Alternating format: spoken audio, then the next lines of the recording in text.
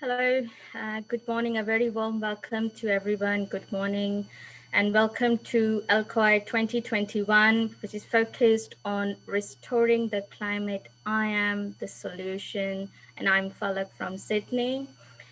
So we are the Brahma Kumaris, have the honor to host this event, and we teach meditation and positive thinking. So for those who aren't familiar with what LCOY is, I would like to share what I have gone through it. LCOY actually stands for the Local Conference of Youth. It's a working group of the Yango, which is the official youth constituency of the UNFCCC, which is related to the United Nations climate change.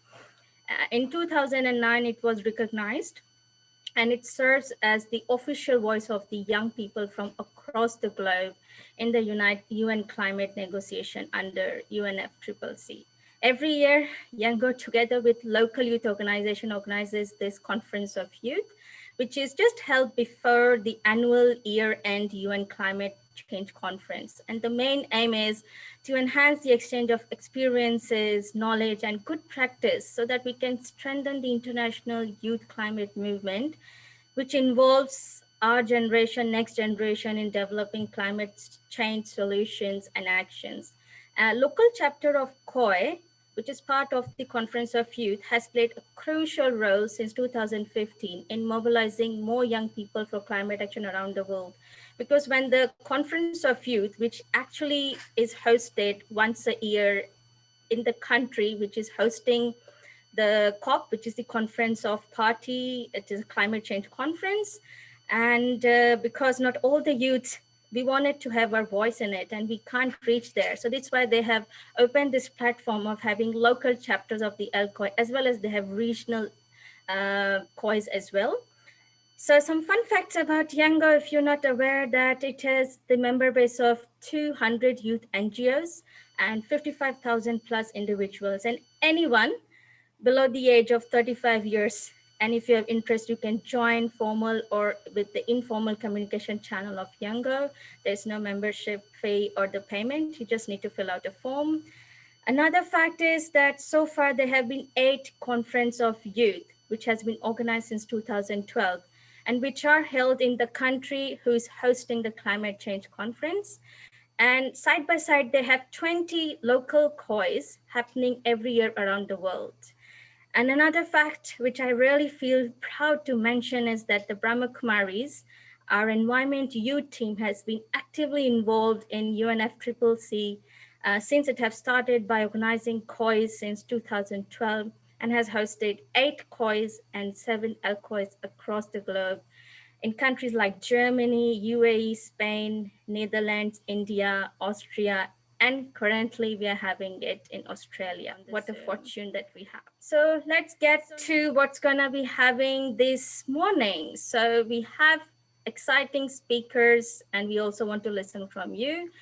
This morning, we will start with an acknowledgement to the country, and we have Mr. Charlie Trindall, which will be followed by a panel discussion where we have excellent speakers who have great experience in this field working with the climate and environment. So it will be interesting to work at. There will be some breakout rooms, some feedback from you guys, quick Q&A. Then we'll have a 15 minutes break. After the break, there is an interview with Nafisa Naomi. She's a great portrait artist and also an activist in the environment field. Then some Q&A, a 5-minute exercise followed by 2 presentations, which will be on what is our relationship with the planet and how I can again fall in love with the earth again, which I really, really like. And from my childhood, I want to do that and I'm still in love with the planet.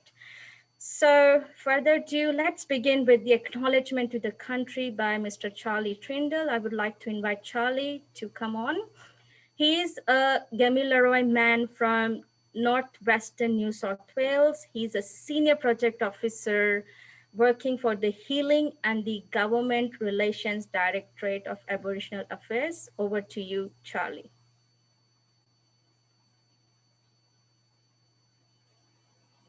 Would you like to unmute yourself, Charlie? Now I can ask. Everyone can hear me okay? Thumbs up. Yeah.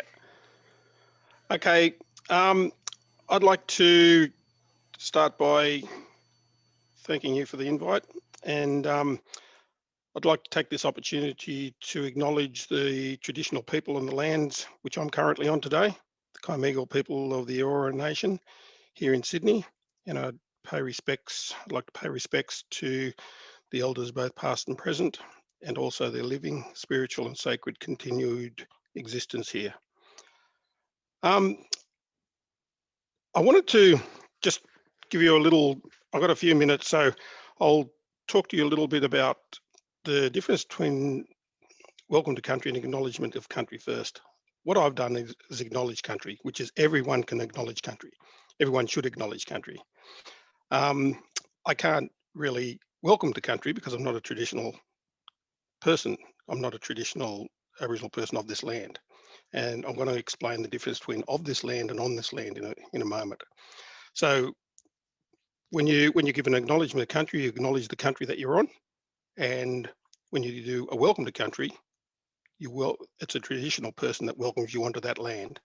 And when we say traditional person, their ancestral bloodline usually goes back thousands and thousands of years.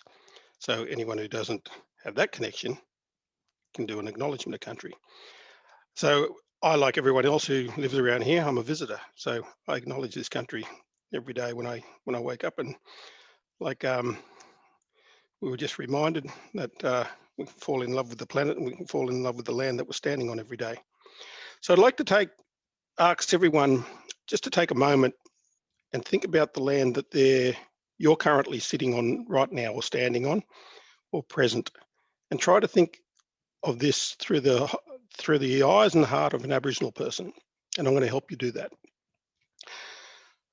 So there's a cliche that I was guilty of myself. The earth is our mother, and it was all cool when I was back going around saying, you know, Mother Earth, and thinking I was all spiritual and everything, and I had hair and all this sort of stuff. So I was really thinking I was cool by going around talking about Earth Mother. But it wasn't until later that I really understood and unpacked it, and that people helped me do that. So Aboriginal people, or Indigenous people worldwide, believe that the Earth is our mother, and everything that is living and in existence comes from the mother's womb. So when you think about that, without our mother, or our Mother Earth, there's no life. So everything living, all people, plants and animals, come from our Mother Earth. And the key here, when we're talking about connection to country, is we all return back to the mother to continue a sacred cycle of life. And I'll touch on that a little bit more. So when we talk about sacred cycle of life, Indigenous people, I'm talking very general here. And also I'm not representing, I've got to say, I'm not representing Aboriginal affairs today. This is Charlie Trindall and Charlie Trindall only, a lot of the stuff that I'm saying, although it's shared by many people. So we talk about three realms. There's the sacred realm, which is the land itself. There's the spiritual realm, and that's the place where our spirits go after our physical death. Then there's the living realm, and that's where we see and touch everything on this plane where we are today: people, plants, animals. So to give a little bit of an example of the sacredness of land, some time back, I gave a talk, and it was prompted by something I saw on TV, and it was a show. It was like an ad, and it talked about creative ways and heartfelt ways that people are saying goodbye and sending off their loved ones after their passing. But more importantly, it was about how they're keeping their loved ones' memories alive after the passing. And there was one thing there was different ways people were taking ashes and putting them in glass, and the people were, you know, putting things in art and all that, and it was really beautiful to watch. But one thing struck a nerve with me, struck a chord with me.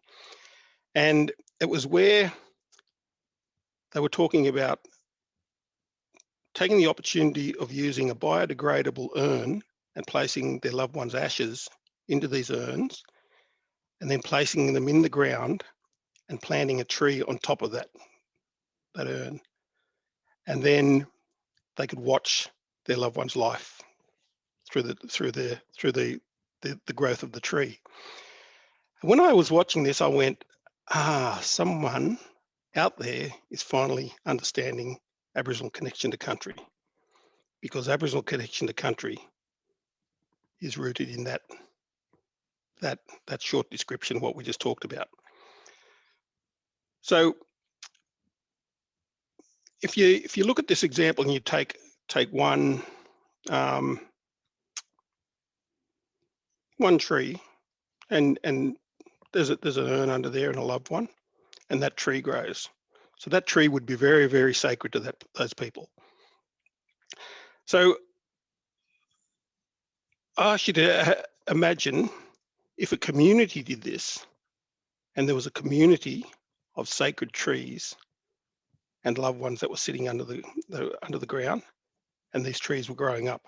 How sacred would that community of trees be, and those plants? They'd be very sacred. Now imagine if this process was taking place over 100 years. How many sacred trees and plants would we be seeing? Now we go to the next level.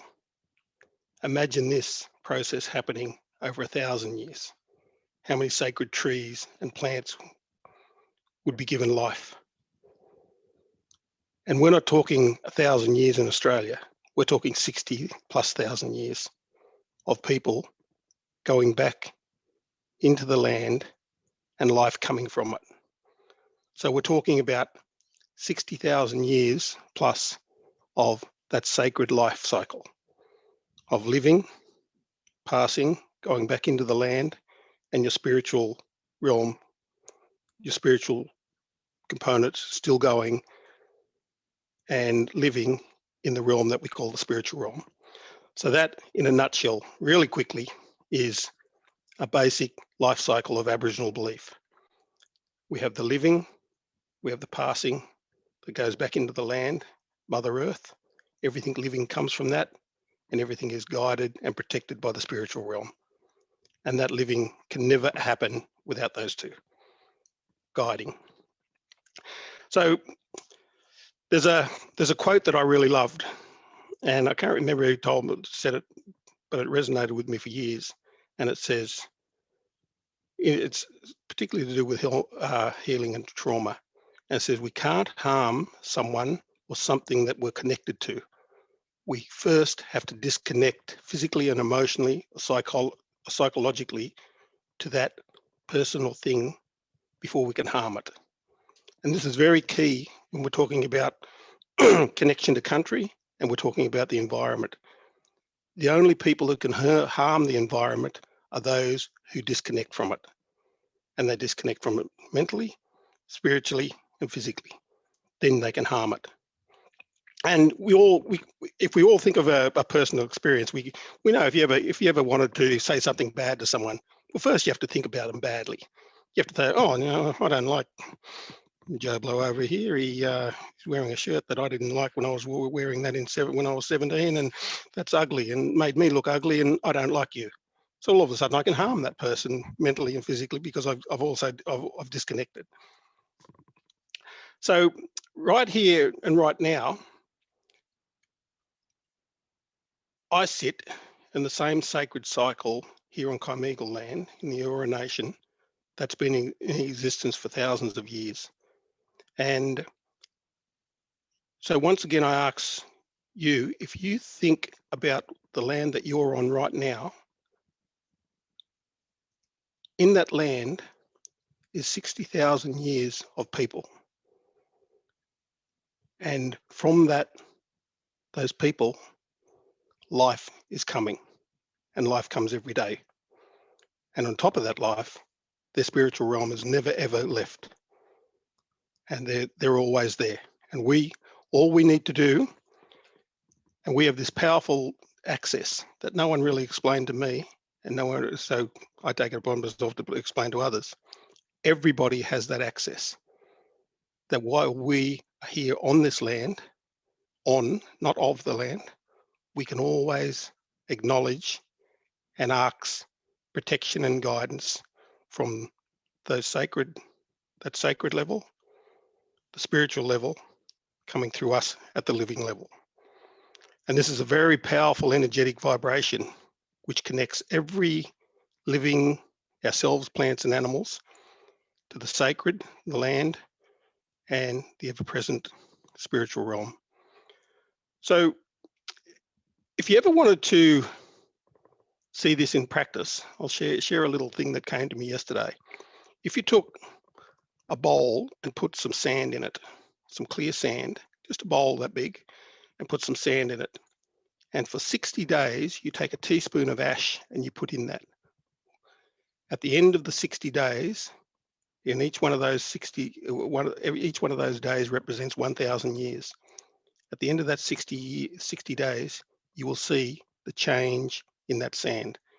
You'll see the context of it, the texture of it, and you'll see the fertility of it, and you'll see the richness of it.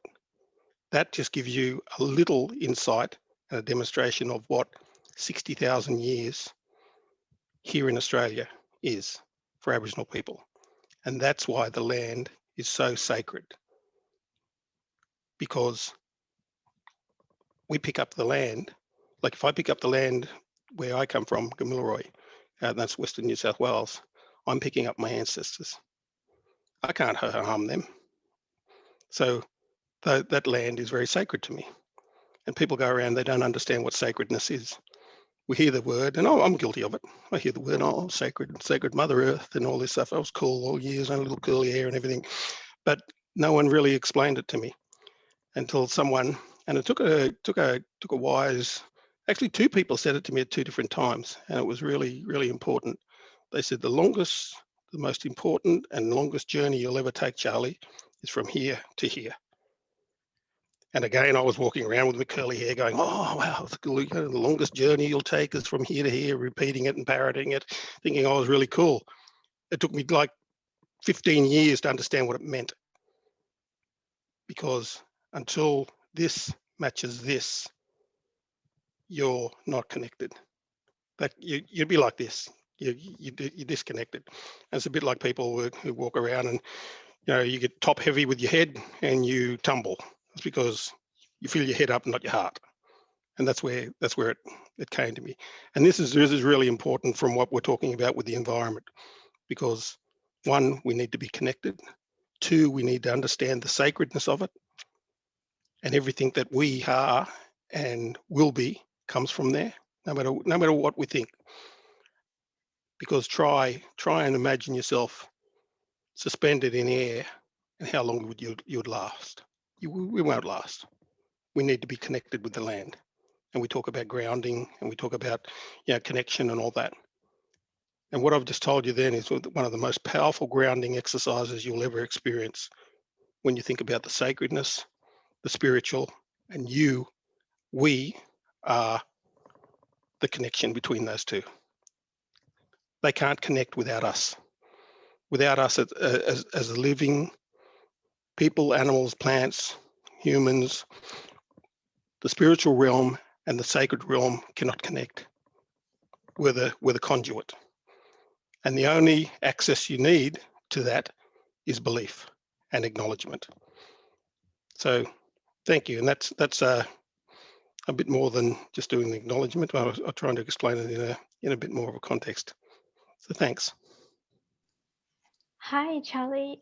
Thank you. That was beautiful.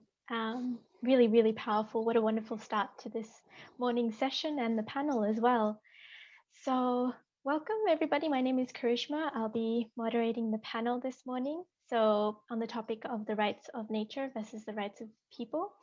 And I'm super excited to introduce 4 amazing panelists who have joined us from around Australia. But just before I do that, I just wanted to briefly introduce the topic. So over several years now, and a movement of immense importance has been building, a movement towards rebalancing the life and energies of Earth, its peoples, and all species. In courtrooms, legislatures, and communities across the globe, cultures and laws have been changing to provide protection for the planet and animal, bird, and fish species who live on it. Legal rights have been gained for chimpanzees and whales, for rivers, mountains, and rainforests. People are beginning to recognize that all species and natural entities have the right to exist and live in ways that are natural to them. And so to delve further into this topic, I'm going to introduce the four panelists. So first is Dr. Michelle Maloney. Dr. Michelle fell in love with Earth jurisprudence and Earth laws in 2009, and since then has not looked back, working to promote understanding and practical implementation of Earth-centered governance in Australia. She has more than 30 years experience designing and managing climate change and environmental justice projects around the world, including working with First Nations colleagues on various projects here in Australia. She also has two super cute shepherd cross huskies called Raz and Kia, whom she loves to bits. And of course, we have Charlie Trindall. So as you've just seen and heard, he's a descendant of the Gamilaroi people of northwestern New South Wales. And Charlie earned a master's in Indigenous studies, focusing on transgenerational trauma, and currently works at Aboriginal Affairs New South Wales as a senior project officer within the Healing and Government Relations Directorate. He's also a singer-songwriter and has been playing music since his early teens, and his music explores the themes of loss, dislocation, as well as of hope, love, and reconciliation. And then we have Dr. Thomas and Ramsey. Dr. Thomason had a career as a paramedic before earning her doctorate in medical anthropology. She then worked as NGO representative to the UN for the Brahma Kumaris, and following her years there, returned to raise awareness for the climate emergency. She now proudly works with the Animal Justice Party as a research and policy advisor. She also, as a child, sang backing vocals for the stage production of Jesus Christ Superstar while sitting on the singer Marsha Hines' knee in a backstage dressing room. And finally, we have Joanne Ludwig. Joanne has been a passionate coastal volunteer for 20 years. As well as being president of the Australian Coastal Society, she is a committee member of the Western Australian Landcare Network. Joanne currently works with both the Southwest and Peel Coastal Management Group and Walker Bunning Kayak Inc. as a facilitator and project coordinator. Her favorite book is Scats, Tracks, and Other Traces by Barbara Trix. And a special thank you to you, Jo, for joining us at 6:30 a.m. your time. So welcome and thank you to all of you for making the time to be here with us this morning. And so just to get started, my first question is for you, Charlie. And I think you touched on this during your acknowledgement, but it'd be great if you could go a bit further. Historically, Indigenous cultures have lived in balance with earth and nature. They have a sense of belonging rather than ownership. How can we bring that consciousness of belonging back into the mainstream today?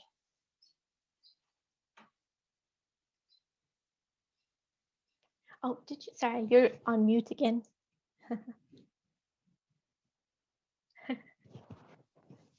There you go. Thanks. Most people try and mute me, but anyway, you're trying to unmute me. That's good.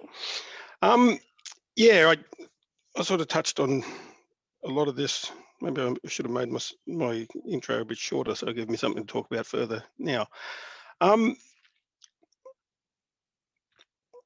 talked about the connection and disconnection part. So we talked about what the only way you can have a sense of belonging is connect.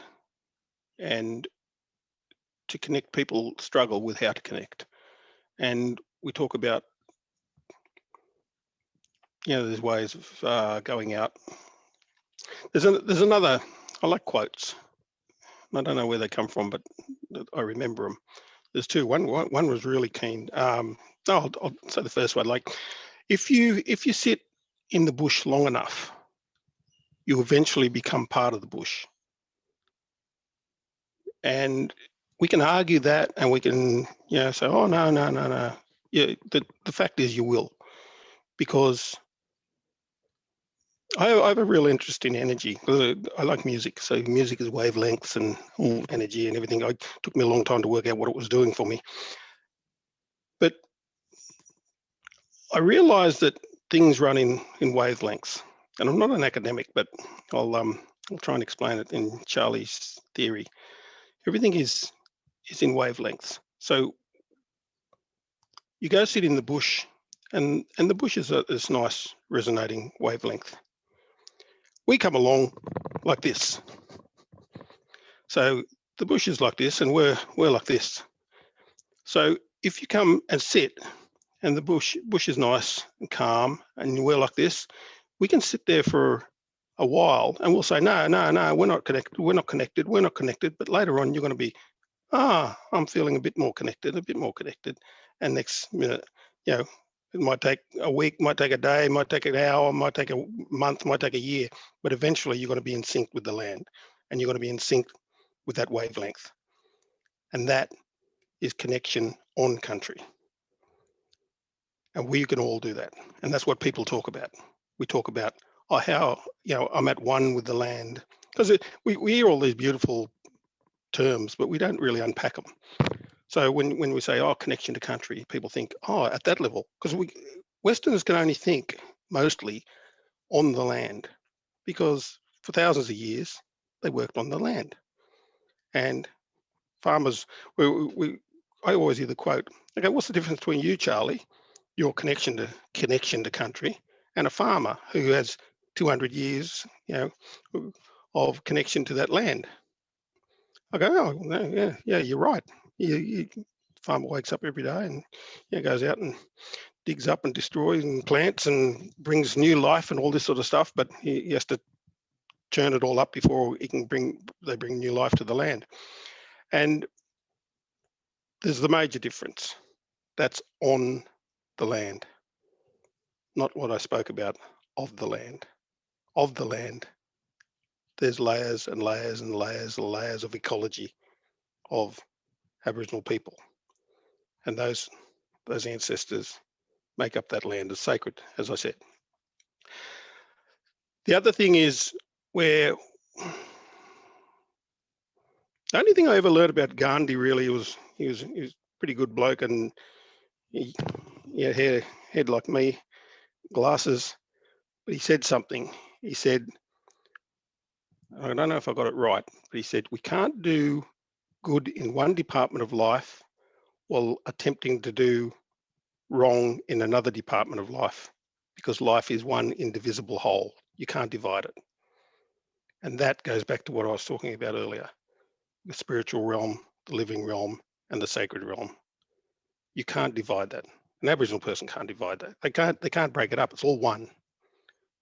But in Western society, we seem to break it up. You go, you either believe in that. Oh no, I think that's all rubbish. You go, oh no, once you're dead, you're gone underneath. Well, where do you go? You're gone into the land. Sorry, and you better be connected to it, because you're going back there one day. We all do, and you can argue all you want, but sorry, you have to go back there. And if you don't make peace with that land, you're going to be there for a long, long time later. So we believe that. So you have to make peace with the land, and you have to make connection with it. So that's I'm trying to think about the question about the balance.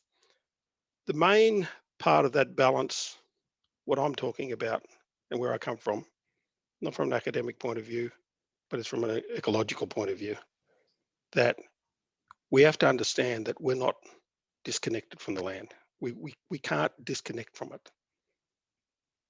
Once you do that, of course you can harm it.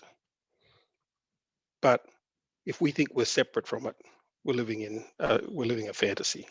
So the environment, where we talk about protecting the environment, to me is, you hear these athletes. So I'll go to the gym sometimes, and you hear all these guys at the gym. They're going, my body is my temple. And I go, oh wow, that's so deep, yeah. And but then you think, okay, then what I put in my body is exactly what I want, and you go, oh yeah, you look really good. But then the spiritual side is different. there's not quite balance. And the environment is the same as that. What we put into it and what is making our connection to it is the thing that will give us the understanding that we aren't separate, because everything's connected. Yeah.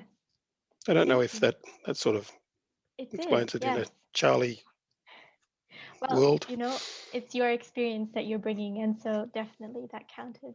Thank you.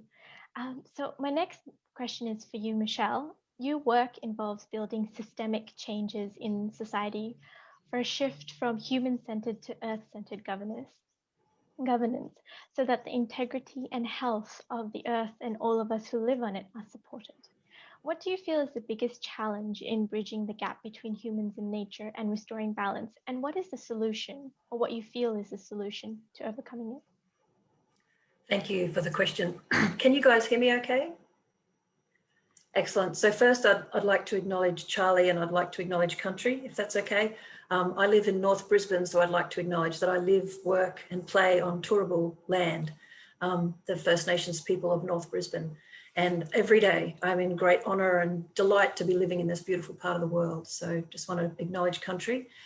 It's a really great question. It's a big question, but I'd like to answer it by picking up on exactly what Charlie's been talking about. One of the biggest challenges in bridging the gap between humans and nature, and I will talk from my cultural tradition. So my cultural tradition is British, Irish, and a little bit of other European. And the invaders who came in 1788 came to this land with a very particular culture and a very particular mindset. And unfortunately, one of the biggest challenges in breaking down this false reality that my culture has between human and nature lives deeply inside cultural and world views. So although I'm a lawyer and I'm profoundly nerdy on my love of governance structures and how we literally unpick and unpack the very foundation of a society through its own rules and its own ways of doing business on a daily basis, at the heart of it all is the cultural attitudes. And in another talk and another time, I could bore you senseless with the history of why Europeans developed a very different approach to living on exactly as Charlie says, living on land, using land and fighting over land for thousands and thousands of years. So when that culture came to this country, what we're left with is deeply, profoundly violent colonizing impact on the local ancient First Nations peoples here. But today in 2021, an absolutely profound and flawed way of thinking about this place by many of what some folks call the settlers. It's difficult using words and I don't want to offend anyone, but I often just say mainstream white fella Aussie society. I work with a lot of cultures and a lot of groups, but me and all my Aboriginal mates, we tend to slip into black fella, white fella, and I apologise, I don't want to offend anyone, but that's kind of how we just say it, it's easier. However, one of the biggest challenges to restoring balance in this continent is having the settler peoples, however long your peoples have been here, it is a blink of an eye compared to 60,000 years or 10,000 generations. We need to change at its heart the way that mainstream society sees itself, sees its culture, and interacts and has relationship with land. There's so many philosophical and cultural things, but as the lawyer in the room, perhaps I can reflect on the theme of this session.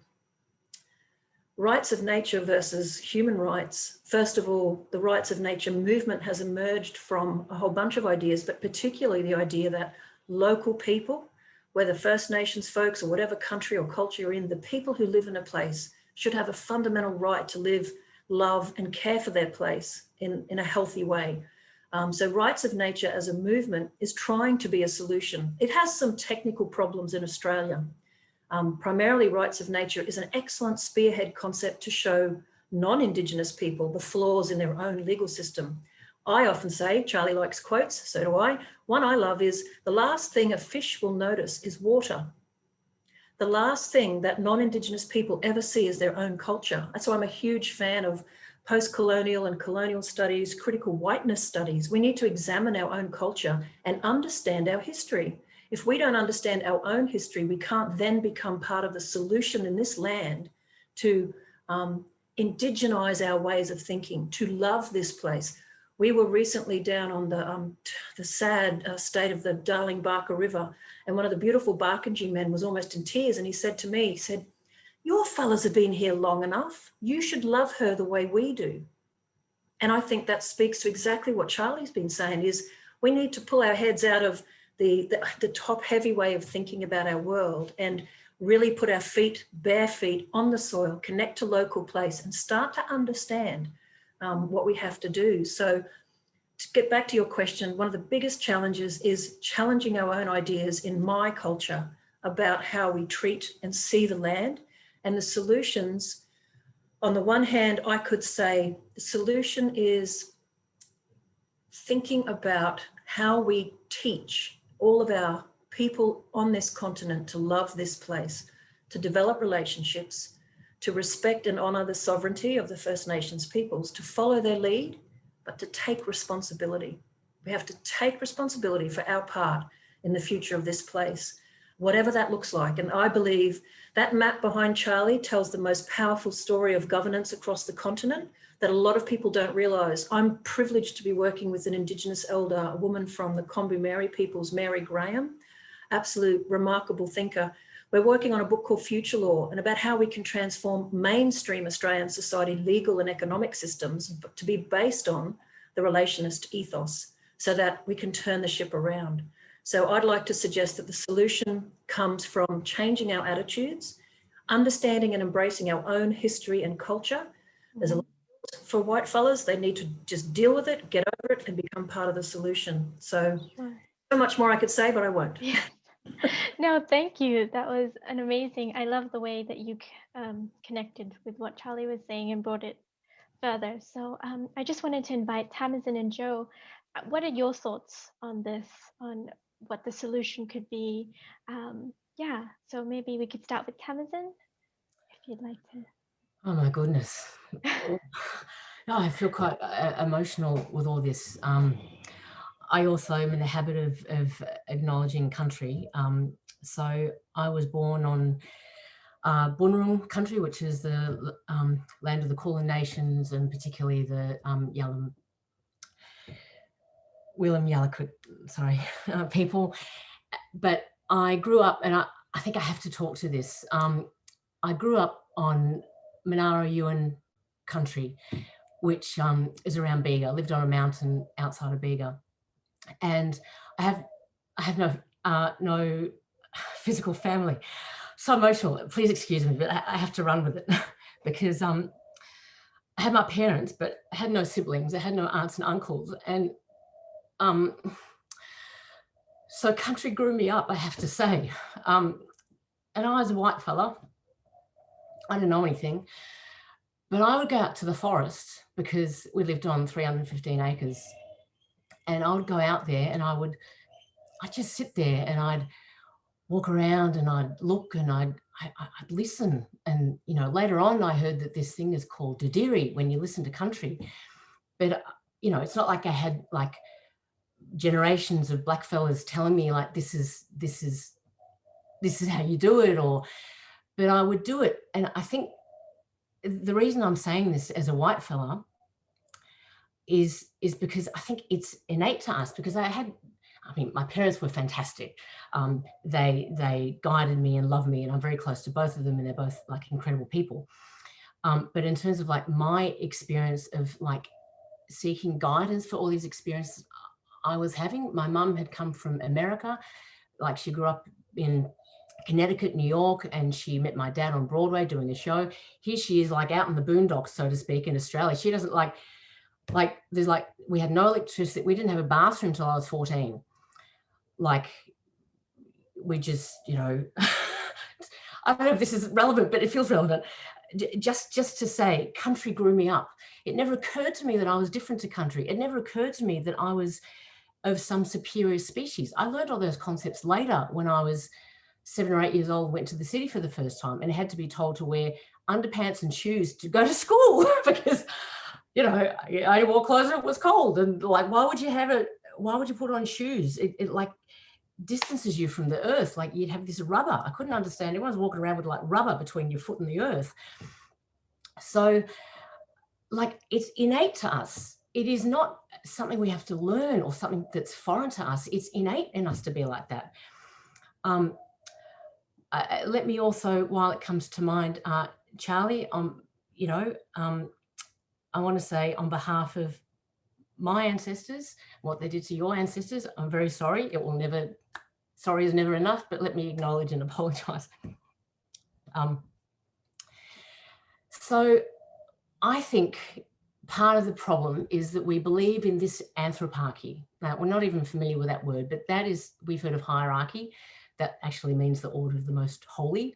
Anthroparchy presumes there is like an order of species. Now, I work in animal justice because I don't, you know, we are all animals, we are all spirit. There is no difference between me and the proud Indigenous kangaroo, yet the proud Indigenous kangaroo, they're just bounding across their land and we have a legal right to shoot them, turn them into dog food. So, you know, there is no anthroparchy. Anthroparchy is a concept that came, I won't go too much into it, but it basically came from a couple of the Greek philosophers, Plato and Aristotle. Before that, even like, I mean, of course, First Nations people all around the world, but even like, you know, the Druid cultures and the pagan cultures, they also believed in the same thing. They also felt that we are part of a whole. We are of the whole. We cannot, what we do to another, we do to us. So that, I think, is the seed of the problem, is feeling that we are superior, and also that superiority gives us a right to take what doesn't belong to us and to exploit those who are other to us. And as Charlie said, and as Michelle's also said, like when you make someone other to you, you've got to do that first before you can hurt them, or before you can blame them, or before you can destroy them. There's a concept, and I want to acknowledge who I'm getting a lot of guidance, finding a language for all the stuff I experienced when I was very young. Janara Goring, who's a Waka Waka woolly woman from Queensland. There's a term Napaji, which is a Central Desert term for reciprocity. And it's this feeling of it's a give and take, but it's a natural give and take. It's not you take from greed. It's a natural exchange of goodness and respect and honor. So, and we don't have that anymore because we industrialize everything. We've commercialized everything. We've put a price on everything. Even us as humans, we're not called citizens anymore. We're called consumers.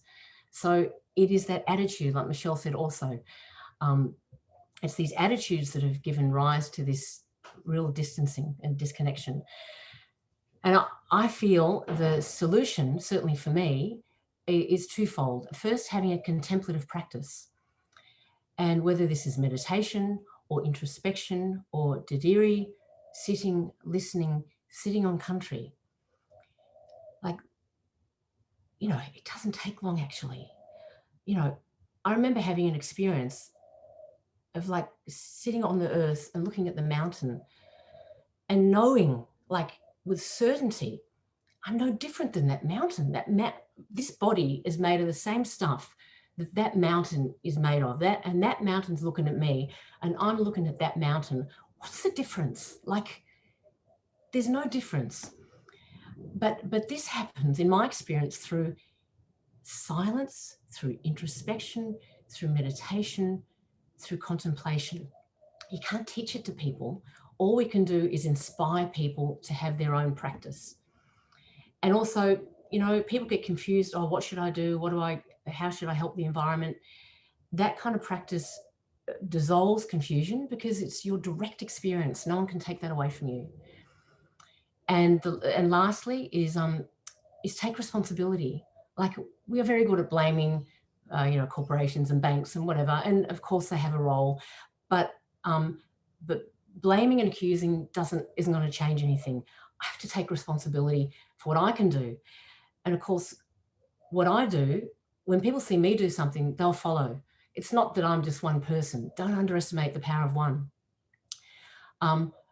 If I do what I can do, I have good wishes for everyone without exception. Like, and if I can't do it, then let me practice on opening my heart. And it doesn't mean, that's actually not a soft thing. It's a great power, the power of compassion, the power of fierce compassion, bravery. That's like good wishes makes you brave and courageous. So we need to speak up, but we need to do it with love and compassion and respect, not out of anger and blame, because that pushes people away and perpetuates this division. So anyway, so that's kind of my experience, inspired very much by Charlie and Michelle. Yeah, thank you. Thanks. Thanks for that, Taliesin. Great. Yeah, so I'd like to invite Jo to take that further. Thank you, Commissioner, and what an absolute humbling experience to follow up the three panellists. So thank you all, and particularly thank you to Wadandi Budja, the Noongar Wadandi elders, past and present. And yeah, very, very stoked to be acknowledging country down here in the southwest of WA on Wadandi country. So Nulakala Budja, acknowledging country in Wadandi country here in the southwest of WA. I was lucky enough to get, I suppose, my first spiritual experience in Gunditjmara country on Koray land in the southwest of Victoria, and was actually brought up on Wurundjeri country in Melbourne. So I've been very lucky to work with elders, both Indigenous and non-Indigenous, and just really just need to quickly reiterate what we've just heard. I think one of the biggest solutions before we go into the challenges is to allow First Nations people to lead. And that's what you've done here today. So for us to surrender to First Nations people and listen and actually act on what we're hearing. And lucky for me, I've been part of a lot of work in managing country together. So using modern governance, modern science, contemporary, whichever way we want to talk about it, versus this ancient culture that brings so much knowledge and power and understanding of the land. At the moment, I suppose we've come from a recent past of what we're calling this anthropocentric, this human-centered view, which I think Australia, it's been forced upon Australia and First Nations people. And we need to go back to this more ancient way, this ecocentric, this more environmentally centered view. I think we're all here today because we know, whether it's through university or through listening to First Nations people, that to be sustainable, we need to be in the context of the environment. And there's actual governance methods that have been developed by First Nations people with scientists and government and community to actually get to this place where we actually have a hierarchy of principles that puts culture and environment first.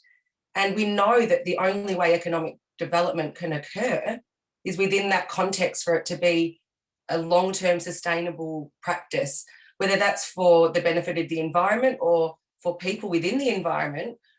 I feel like we know now that the economic context has to be within the social and cultural environmental context. Otherwise, economic growth can't just continue. We're damaging the environment. We're putting it before our people. And I think that's probably a little bit of an issue into the long term. And when we're talking about intergenerational equity, the only model is a sustainability model. And I feel like the only way we'll get there is by listening to our First Nations brothers and sisters and allowing them, surrendering to that leading and learning to be intrinsic with nature, to realise that our filter is human-centred and that we need to work more towards an environmental-centred view. And the only way to do that is to see ourselves as part of nature, not above nature. And that allows us to make decisions within the context of us within the natural environment, not separate to it. So thank you. It's great to be here. Brilliant. Thank you so much, Joanne. Okay, so my next question is again to you, Charlie. What are some practical steps that we as young adults and youth especially can take to better understand and respect Indigenous culture and rights to sovereignty, and also the rights of nature? I think I saw this question when you gave it to me, and it was the one I didn't answer myself because I thought I'll listen to what other people are saying, and try and come from where you're trying to be fully present with everyone else. The one thing is that's coming out to me is the understanding. We can't do anything unless we fully try and understand it. And I read something the other day, and it was, I don't know if I got it right, but it was basically where most of us listen to others or listen to the land, and we listen so we can take an action, we can reply. I'm always in groups, and Aboriginal old people are the worst ones for it, or the best ones at it. They will listen, and then they will find where you dropped your guard, and then they'll pounce on you. And that comes from years and years and years of experience. So but they can also listen to understand. So we either listen to reply or we listen to understand. And from my experience in the political sort of realm, is we need to listen to what, if I knew when I was younger that I didn't listen to the obvious. I paid attention to what I seen, but I should have been paying attention to what I didn't see, or the unseen, because it's a bit like there's the seen part and the obvious part, but the real value is underneath. And politicians are really, really good at this, especially when it comes to land, Aboriginal people, Aboriginal communities, and the environment. They'll say something over here, and they'll do something different over here. Which you'll probably fully understand when we looked at the Northern Territory intervention, that Aboriginal people knew that wasn't about children. It was about access to land. It gave them legal access to Aboriginal protected land for mining and degradation and all that. And we all knew it straight away. I mean, there were more children being abused here in Western Sydney and Eastern Sydney, in the rich parts of Sydney, and in those organisations that are set up. But the difference was there was no political gain from it.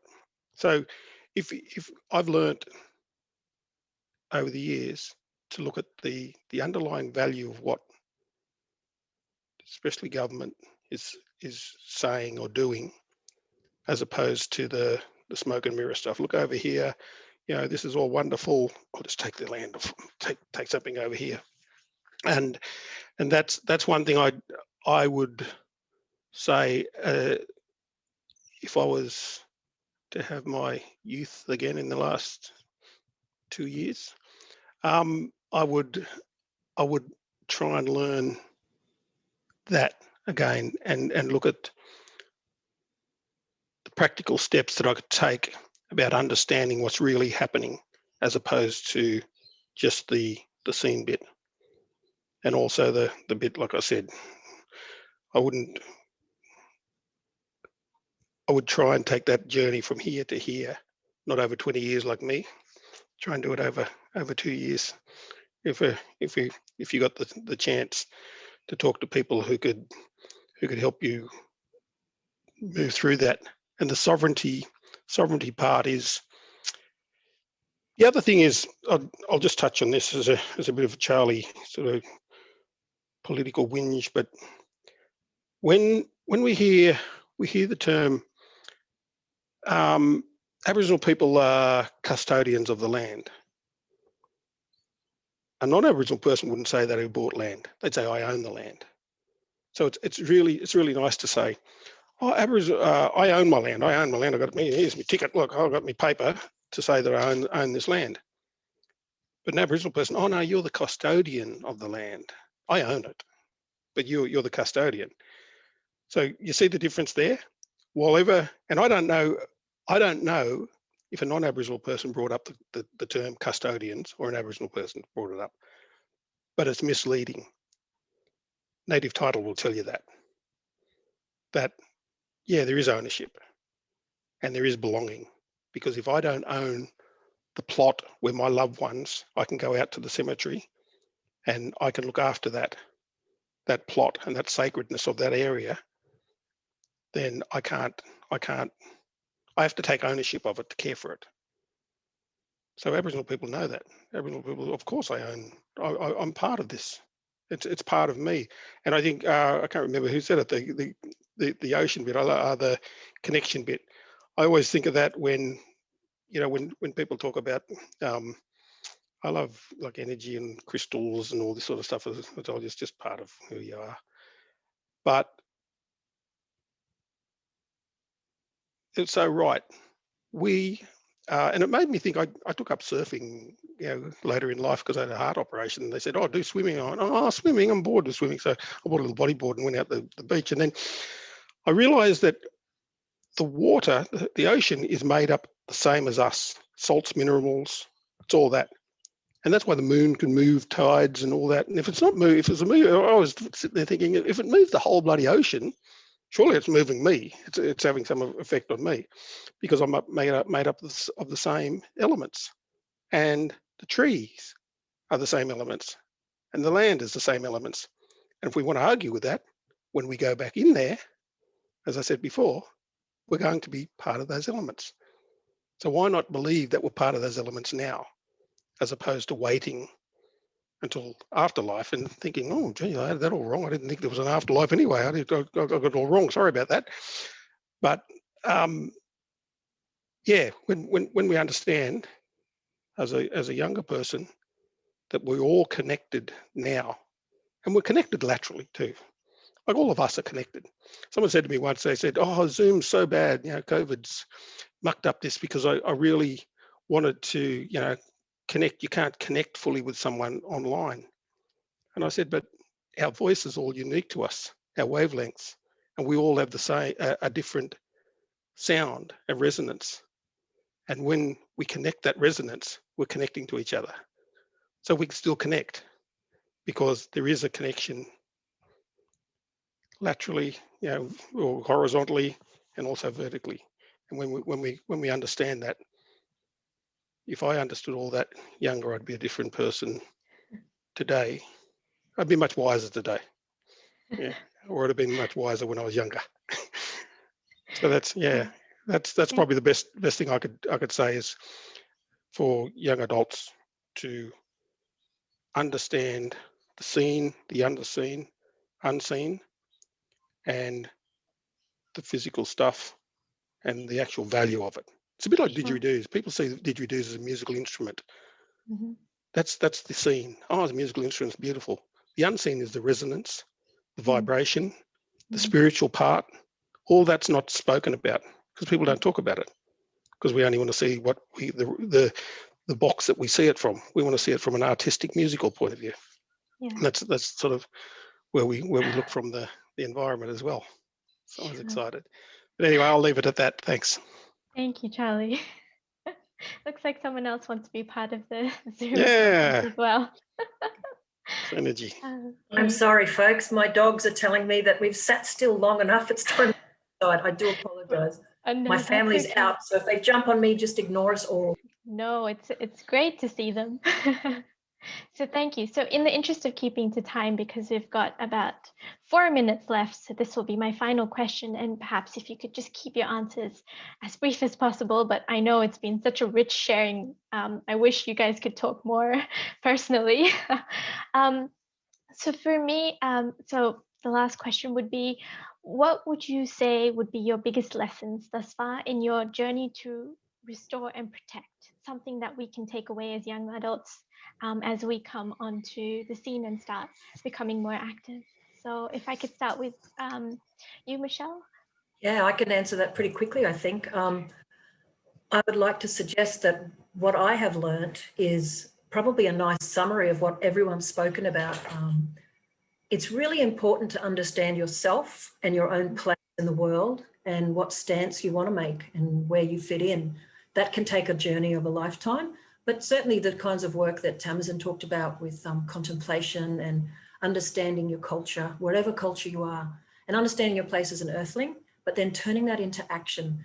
And I guess I didn't have time to talk about some of the amazing work we get to do inside the Australian Earth Laws Alliance, which is challenging the foundations of law and economics and even our education systems from being human-centered to being earth-centered. So number one, try to make the time over your life to connect to country and learn who you are, and then join. We are a collective. We are essentially social beings, and the kind of action we need to take depends on your love and your interest. If you want to work at a shelter and look after sick koalas, do that. If you want to join groups like AILA and support systems change, intellectual debates, as well as on the ground stuff, do that. But yep, definitely join up or start your own initiatives, but never be afraid to be the second dancer. You see someone there doing something interesting, crazy, you go and join them, and then you go together and make something cool happen. And there's so many great things you can do, you probably are doing. Just really encourage you to join and get with others. And always think about joining AILA and the New Economy Network, because we're trying to do the systems change and it's hard work. Thank you. Thank you. Thank you so much. And Joanne, would you like to go next? Yeah, thank you. What a great panel. Following up Michelle, I suppose it's pretty much just reiterating and expanding on what's been said. I think being informed is really, really valuable, and getting involved in whatever you can. I love the second dancer or the first follower analogy. I'm a first follower. That's something I like doing a lot. If someone's doing something, don't let them be the crazy one in the corner. Go and join them and give them some support. The first follower is just as important as the leader. I think the first leader, second leader, something like that. Always ask questions and stay true to your values. So that's, I think Michelle's saying, find those values, understand what your ethics are, and don't stray too far away from them. There are other groups and organisations out there that are in line with your values, and we're a growing bunch. Particularly First Nations-led business in Australia is leading the way in sustainability and in this area. So if you can connect through to people that are already doing it and get some good advice and get some good sound information, it'll help you a long way. Thanks heaps, everyone. It's great to be here with you all. Thank you. Thank you so much. So unfortunately, we have run out of time. So yes, but if you, thanks, Michelle. And if any of the participants, if something is emerging for you, anything like that, please feel free to type that into the chat box as well. We'd love to see your input. So now it's time for the breakout session. So we've got a couple of questions for that. So it's basically, we're going to split you up into small groups for discussion for about 13 minutes. And we've got some questions for you. So if you could just bring those up. Yeah, and just if while you're in the breakout room, if you could just nominate one person to just summarize the essence of what is being discussed so that we can share once everyone is back from the breakout sessions. So yeah, so introduce yourself, your name, where you're from, and yes, nominate one person. And also just remember to be a bit mindful, because I know we're all from diverse backgrounds. So just be mindful of sharing and what you're saying and listening. And a time reminder will appear on the top of the screen. So the questions, we've got 3 questions, and they are coming up. There we go, perfect. So the first one, in what ways can I ensure that the rights of people and nature are being upheld now? Also, if you would like, you can take a screenshot or a picture of the questions as well. And 2, how do we find a balance? Perhaps someone's job means nature's hurt to some extent. And 3, what are some ways we can help bring about systemic change in our local communities? So those are the 3 questions, and good luck, and I hope you have fun in your discussions. Hi guys, welcome back. So just take a few minutes or a few seconds till everyone rejoins. I hope all of you had interesting discussions. And so we've got about 5 minutes to share. So if your nominated person can just put up their hand, not physically, but using the reactions button on the bottom. If you click on it, you can raise your hand. And then, yeah, okay, great. Lauren, and there's Rain Bello. So Rain, did you want to go first? You can share, you can unmute yourself. And then after that, Lauren, if that's okay. Yeah, Rain, did you?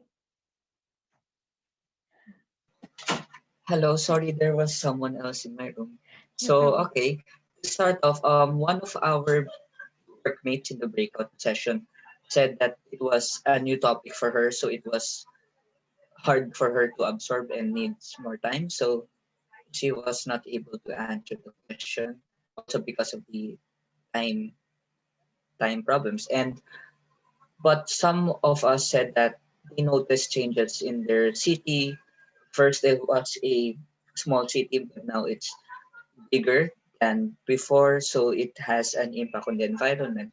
And there was also an indigenous community in that city, and he mentioned that we must learn from them and integrate what they know, their knowledge, to what we know, and also help educate other people in the environment and the climate change, so that other people could feel the need to change their behavior and learn.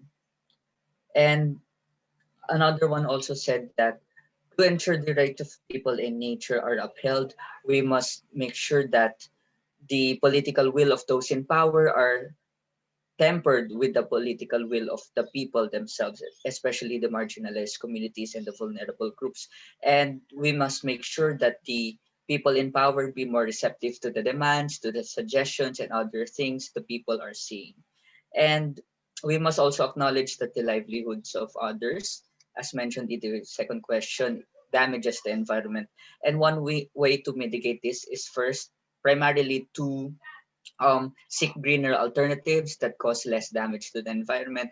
But if this alternative is not accessible yet or not as properly introduced, maybe the amount of things we consume is lessened, and the wealth of the people is actually one of the basis on why we overconsume things. Either they want to show their excessive wealth, or they just want to gain more profit out of the environment and in the end damaging it. And to answer the third thing, we actually went back to one of the topics yesterday, collective action. And as Michelle also mentioned, that the fastest way to respond to the problems that we are facing is to have government policies that will make the economic system more sustainable and accessible for all. And yes, we also acknowledge that individual action is good, but it's not enough. We must have a collective action to bring in the systemic changes we want. So that's all. Thank you. Brilliant. Thank you so much, Rain. Lauren, can I invite you to unmute, share? Thank you. Yeah. So what we spoke about, we actually focused a lot on things like professional life and workplaces, that kind of thing, because it forms a large part of our lives and where we spend a lot of our time. A few things that stood out was things like supporting each other and thinking about how we can coexist with nature. So not just thinking about just myself as an individual, but thinking beyond that, how to still keep growing as a person and professional, but also thinking of the environment and how to be part of the activism. We're also talking about how to reflect on our workplace, not just how we live in our homes outside the workplace, but things like, are we using plastic water bottles there? Or, is that something in our workplace that we could look at and change? For me, I was looking at my company recently and checking all of our environmental policies, which was awesome because they've recently rethought all of their policies on supporting thermal coal, and we're pulling totally out of it, not supporting any new stuff, and we'll be totally out of that space by 2025, and then also for things like oil and gas as well. So, but otherwise, if not, I guess we could try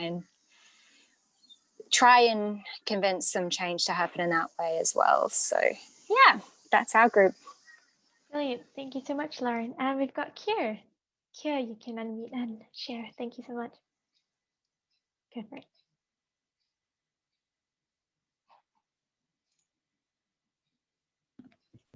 Hi, how you going? So we spent a lot of time discussing some things, so we ran out of time in the end, but what we were focusing on is ensuring that the rights of people in nature are being upheld, slowing down and reflecting on the way things are done and the status quo instead of just accepting, because we do live in a very consumerist society and it's very easy to just accept that as the norm and kind of be a bit blinded to it. So slowing down and recognizing that everything you have, what it has come from, and what it is meant for someone else. We talked about if we want our rights to be upheld, we need to uphold the rights of others, and that does include animals, nature on the planet, other inhabitants of the planet. Every action that we have obviously has a reaction. And we talked about little things that we could do. So some of us in the group have a big focus on building up soil and compost health and making sure that we're living our lives in our home and in our workplaces as aligned with our values as we can. And then in terms of finding balance, we recognize that that is a really hard one because we talk about people's livelihoods. We spoke about the importance of finding balance within ourselves, because if you're more in balance internally, you're more sensitive to others. And we spoke about looking for opportunities to evolve and move away. So we recognize that obviously some people's jobs are going to impact nature in a negative way, but there is also an opportunity to evolve away from that and see if we can do things differently.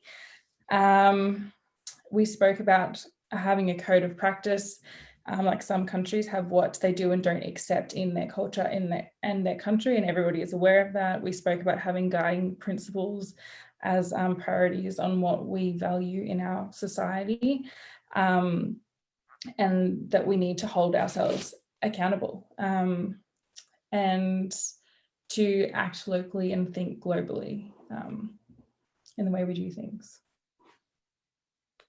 Brilliant. Thank you so much. Thanks for that. And so just keeping time in mind, we have time for one or two questions. So if you have any questions to pose to the panelists, please come forward. You can type it in the chat if you don't want to speak it out, or if you do, you can raise your hand and unmute. So if there's any questions, feel free to ask. Yeah, go for it.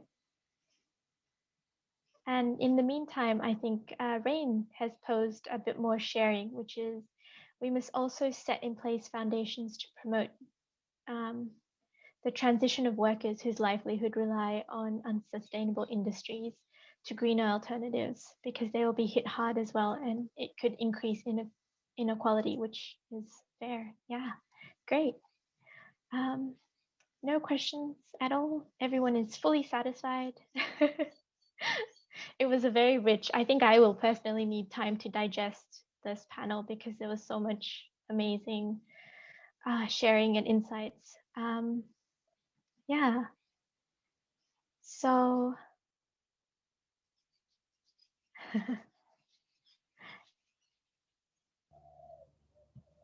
yeah, sorry. Was there someone who had a question?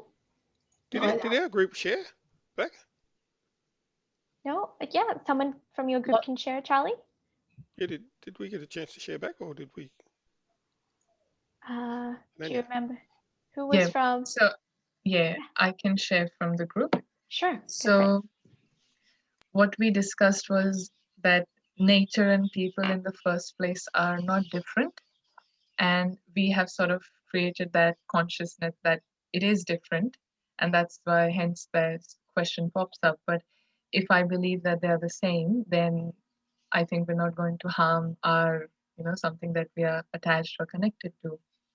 There was also mention about, Charlie again mentioned about connection and disconnection, how we have sort of disconnected, and that's why we don't feel that connection. And when we don't feel that connection, we harm the environment, we harm the nature. There was, as everybody else shared, that first you understand yourself before you can change others. So having a deep connection with our personal self, then with people around us, and then the nature.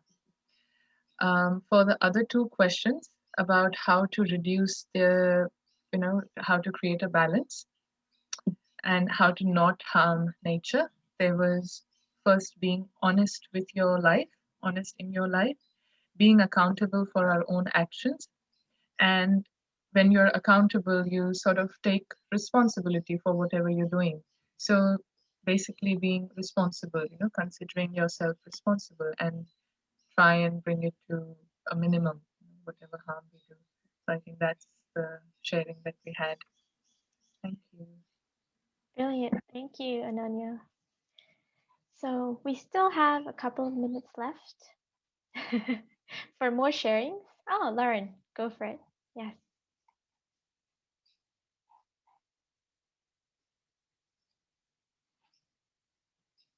You can unmute. Yeah. Yep. Oh, there you go. No. Okay, there we go. Now it works. Sorry. No, unless anyone else has any questions. Nope. If I'm the only one. It's just, I think after the panel discussions and then thinking about most days of my life spending at work, which would be like probably the majority of Australians, unfortunately, working in CBDs or, in workplaces, it feels like it's so out of touch with all of these kind of conversations and with the land. So I don't know if any of the panelists had any, I don't know if you've had any work with these kind of more corporate kind of environments and how can people try to bring that more into those kind of environments? I can answer. I can say something, Lauren. Yeah, thanks go for it. The question. It's really good just because of my time at the UN, and we'd have these meetings about climate change in these like closed rooms where there's no connection at all with anything. But then I realized, we have to go a level deeper, because even in those built environments, everything is still, okay, it's been modified and manufactured, but the essence of it has come from the world around us. It has come from the natural world. So I started feeling, okay, it doesn't look like the mountains and the rivers. We've changed these mountains and rivers, but nevertheless, I have to respect this built environment and feel my connection with the natural world through the ways in which it's been modified. I mean, I've been modified. It's like the guts of it, the essence of it is still like that. So I think we still can. That would be my suggestion, or what I've done is to find that way through. And then you can physically do things. There's usually something around that's in its original form, like a tree or something like that. But just we've got to go a bit deeper, and then it's possible to connect to the natural world wherever we are. I suppose just to add to that, we're on a Zoom today, we're all indoors. I think acknowledging country, even if you're doing it quietly to yourself on the land, knowing where you are and those connections through the building that be is probably helpful. But it's a really good question, and what a massive challenge. I think most of our cities in Australia are got some good trees and some good parks. So every now and then, if you could convince your corporate staff to have a meeting under a tree, that'd be nice, wouldn't it? That would be great, actually. Brilliant. Thank you so much. So we've come to the end, unfortunately, of this part of today's program. So we're going to have a 15-minute break. So coming up at 11:20, we have an interview, Art as Activism, with Nafisa and Brenna Quinlan. So go out, have a stretch, go out into nature, have a cup of tea or coffee, and yeah, yes, and enjoy the break. And we'll see you at 11:20 fresh. So thank you all for joining in. Thank you, everyone. Thank you. Thanks, everyone. Thank you. Thank you. So great.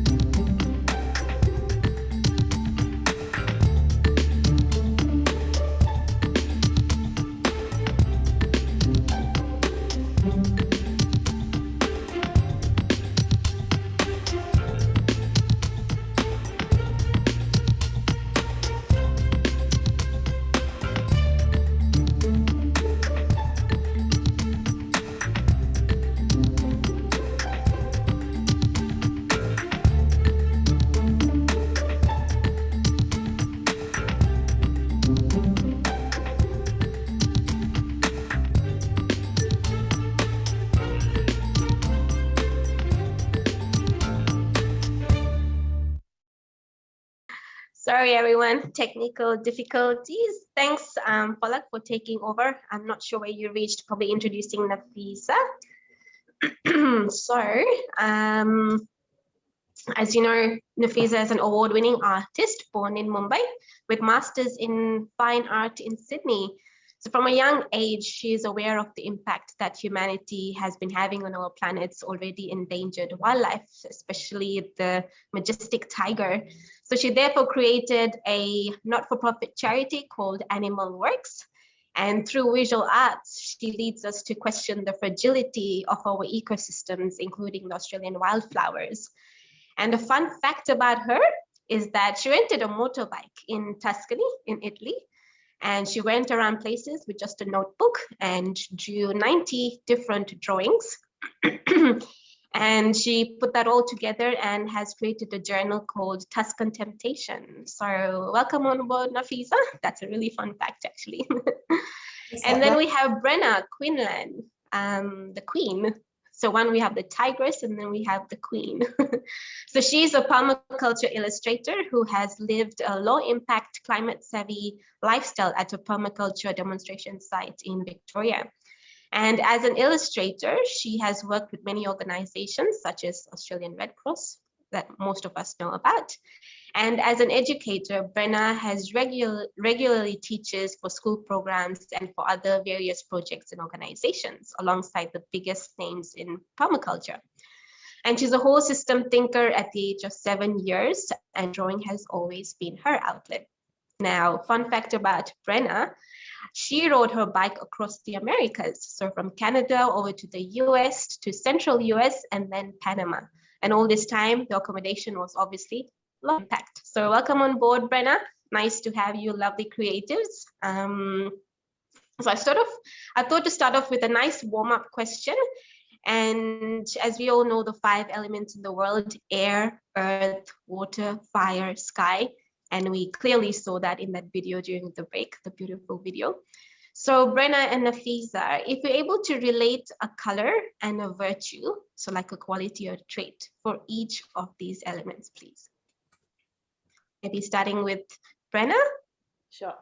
Firstly, I'd like to acknowledge the Dja Dja Wurrung, the traditional owners of Daylesford and this region where I work, grow food and live, and pay my respects to elders, past, present and emerging.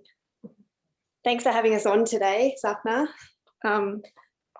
So for air, when I think air, I think white as a colour, and I think openness as a virtue. For earth, I think red, like the Aboriginal flag, and groundedness. For water, I see purple and adaptability. Water flows between challenges. Mm-hmm. And for fire, I see orange and creativity. Nice. I feel that one closely as an artist. And for sky, I think blue and the virtue of resilience. Beautiful, very accurate. Thanks, Brenna. Nafisa, what's your take on this? Thank you, Sapna. Thanks for having me on. Hi, Brenna. Nice to meet you too. Actually, Brenna, you and I had one in common, which was the sky. For me, it's ultramarine blue, which is, I see that synonymous with lightness. Air, I see as pearlescent, and I put that with happiness. Earth, I see it as a yellow ochre, and I see that synonymous with loyalty. Water, I see as turquoise, because I love diving, so I see the aqua blue of turquoise, and I see that as an easiness. And fire, for me, fire is red, and I see it as strength. Beautiful. So I just wanted to be it'll be nice to be, mindful of each of the elements and really appreciate the beauty. That's why I thought to start off that way. Now, just to go in the more topical questions. So from what I've read about you both, environment and art is very close to your heart. That rhymes, actually. Environment and art is very close to your heart. So can each of you tell us very briefly how both these two elements came together in your life? So Nafisa, you are a visual artist, and your passion has been predominantly in the area of endangered wildlife. So would you like to go first? Thank you. Well, I having grown up in India and then in Hong Kong, I always would see very much the lack of the natural world, because we were surrounded always by basically, particularly in Hong Kong, surrounded by a concrete jungle. But because I was living in Hong Kong, my parents used to travel a lot.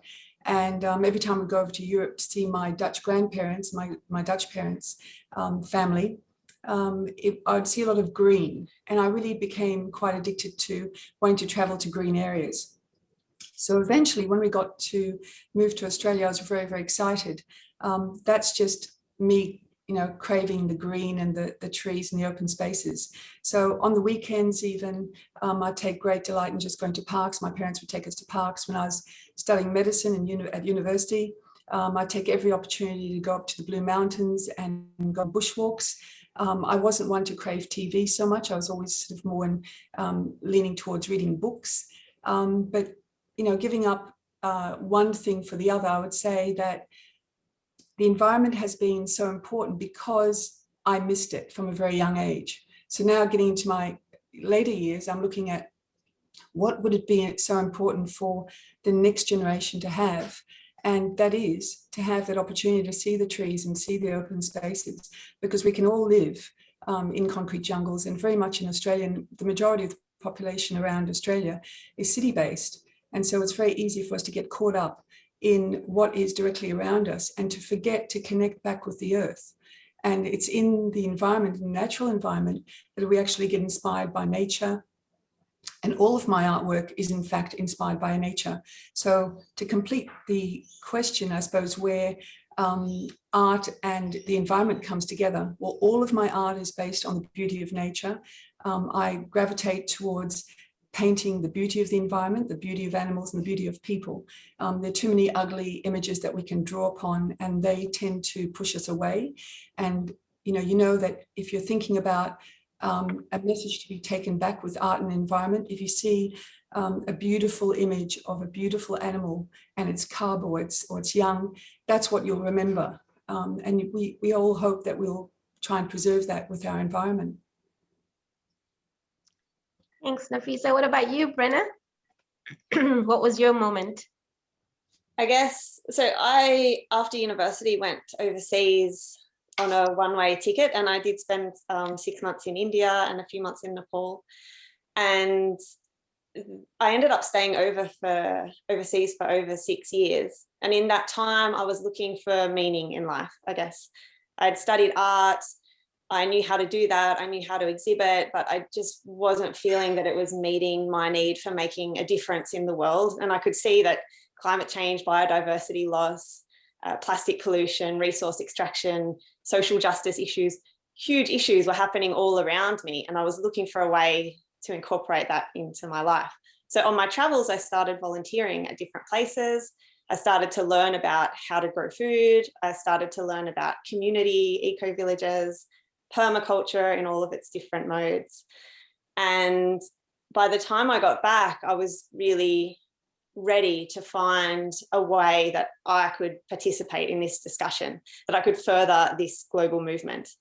So I had my art sort of stashed in my back pocket while I was traveling, I guess you could say. Mm-hmm. And I was really longing, really searching for a way that I could use that, I guess, that I could contribute those skills to this global movement. And I came here to Meliadora. This is the property that was started by David Holmgren. He's the co-originator of permaculture. It was his original thesis back in the 1970s that became the first book about permaculture and helped to coin the term. I came here and started volunteering in this space, and he was making a book called Retro Suburbia about how people living in cities and suburbs can really transition to a regenerative life.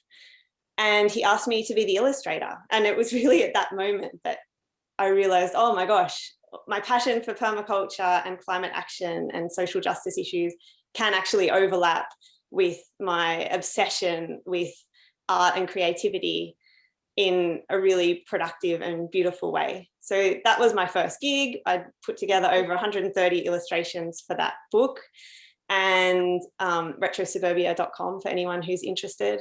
And from then it just took off. I started self-publishing illustrations on social media. It's kind of like having an exhibition every day, which for an artist is pretty great. And it really helps to get the message out there. So that will continue evolving and changing, of course, over the years, depending what issues need to be talked about. Wonderful. Thank you both. I just thought to maybe focus on the topic of environment now. So what does restoring the climate, I am the solution, mean to you? So just going deeper into the topic of the whole conference and breaking into the two parts. So environment first, and then we'll look into how art is used as activism. So would you like to continue from there, Brenna? What restoring the climate and I am the solution means to you? Sure. I guess, you know, the climate and environment are huge issues that are very overwhelming. And so the temptation, I guess, is to either choose to not know more because the information's so difficult to hear, or to shut down, to distract ourselves with other things. And a lot of people do go down those avenues to cope. It's one of the coping strategies that human beings have evolved for things that we feel that we have no control over. The difference with this issue and the difference nowadays is that we actually do have control over this. So we can be part of the solution. There are so many techniques in our toolbox these days that mean that as an individual, we actually are quite powerful. And then as a household and broader speaking, as a community, we have huge power. So we've seen that in that national governments like here in Australia and until recently in the US weren't making progress on climate change. In fact, they were going in the other direction. But the states, the local governments and smaller communities really instigated change. And so we were still moving forward on so many fronts despite a lack of government action. So that just goes to show how powerful we can be. That's my interpretation of that phrase.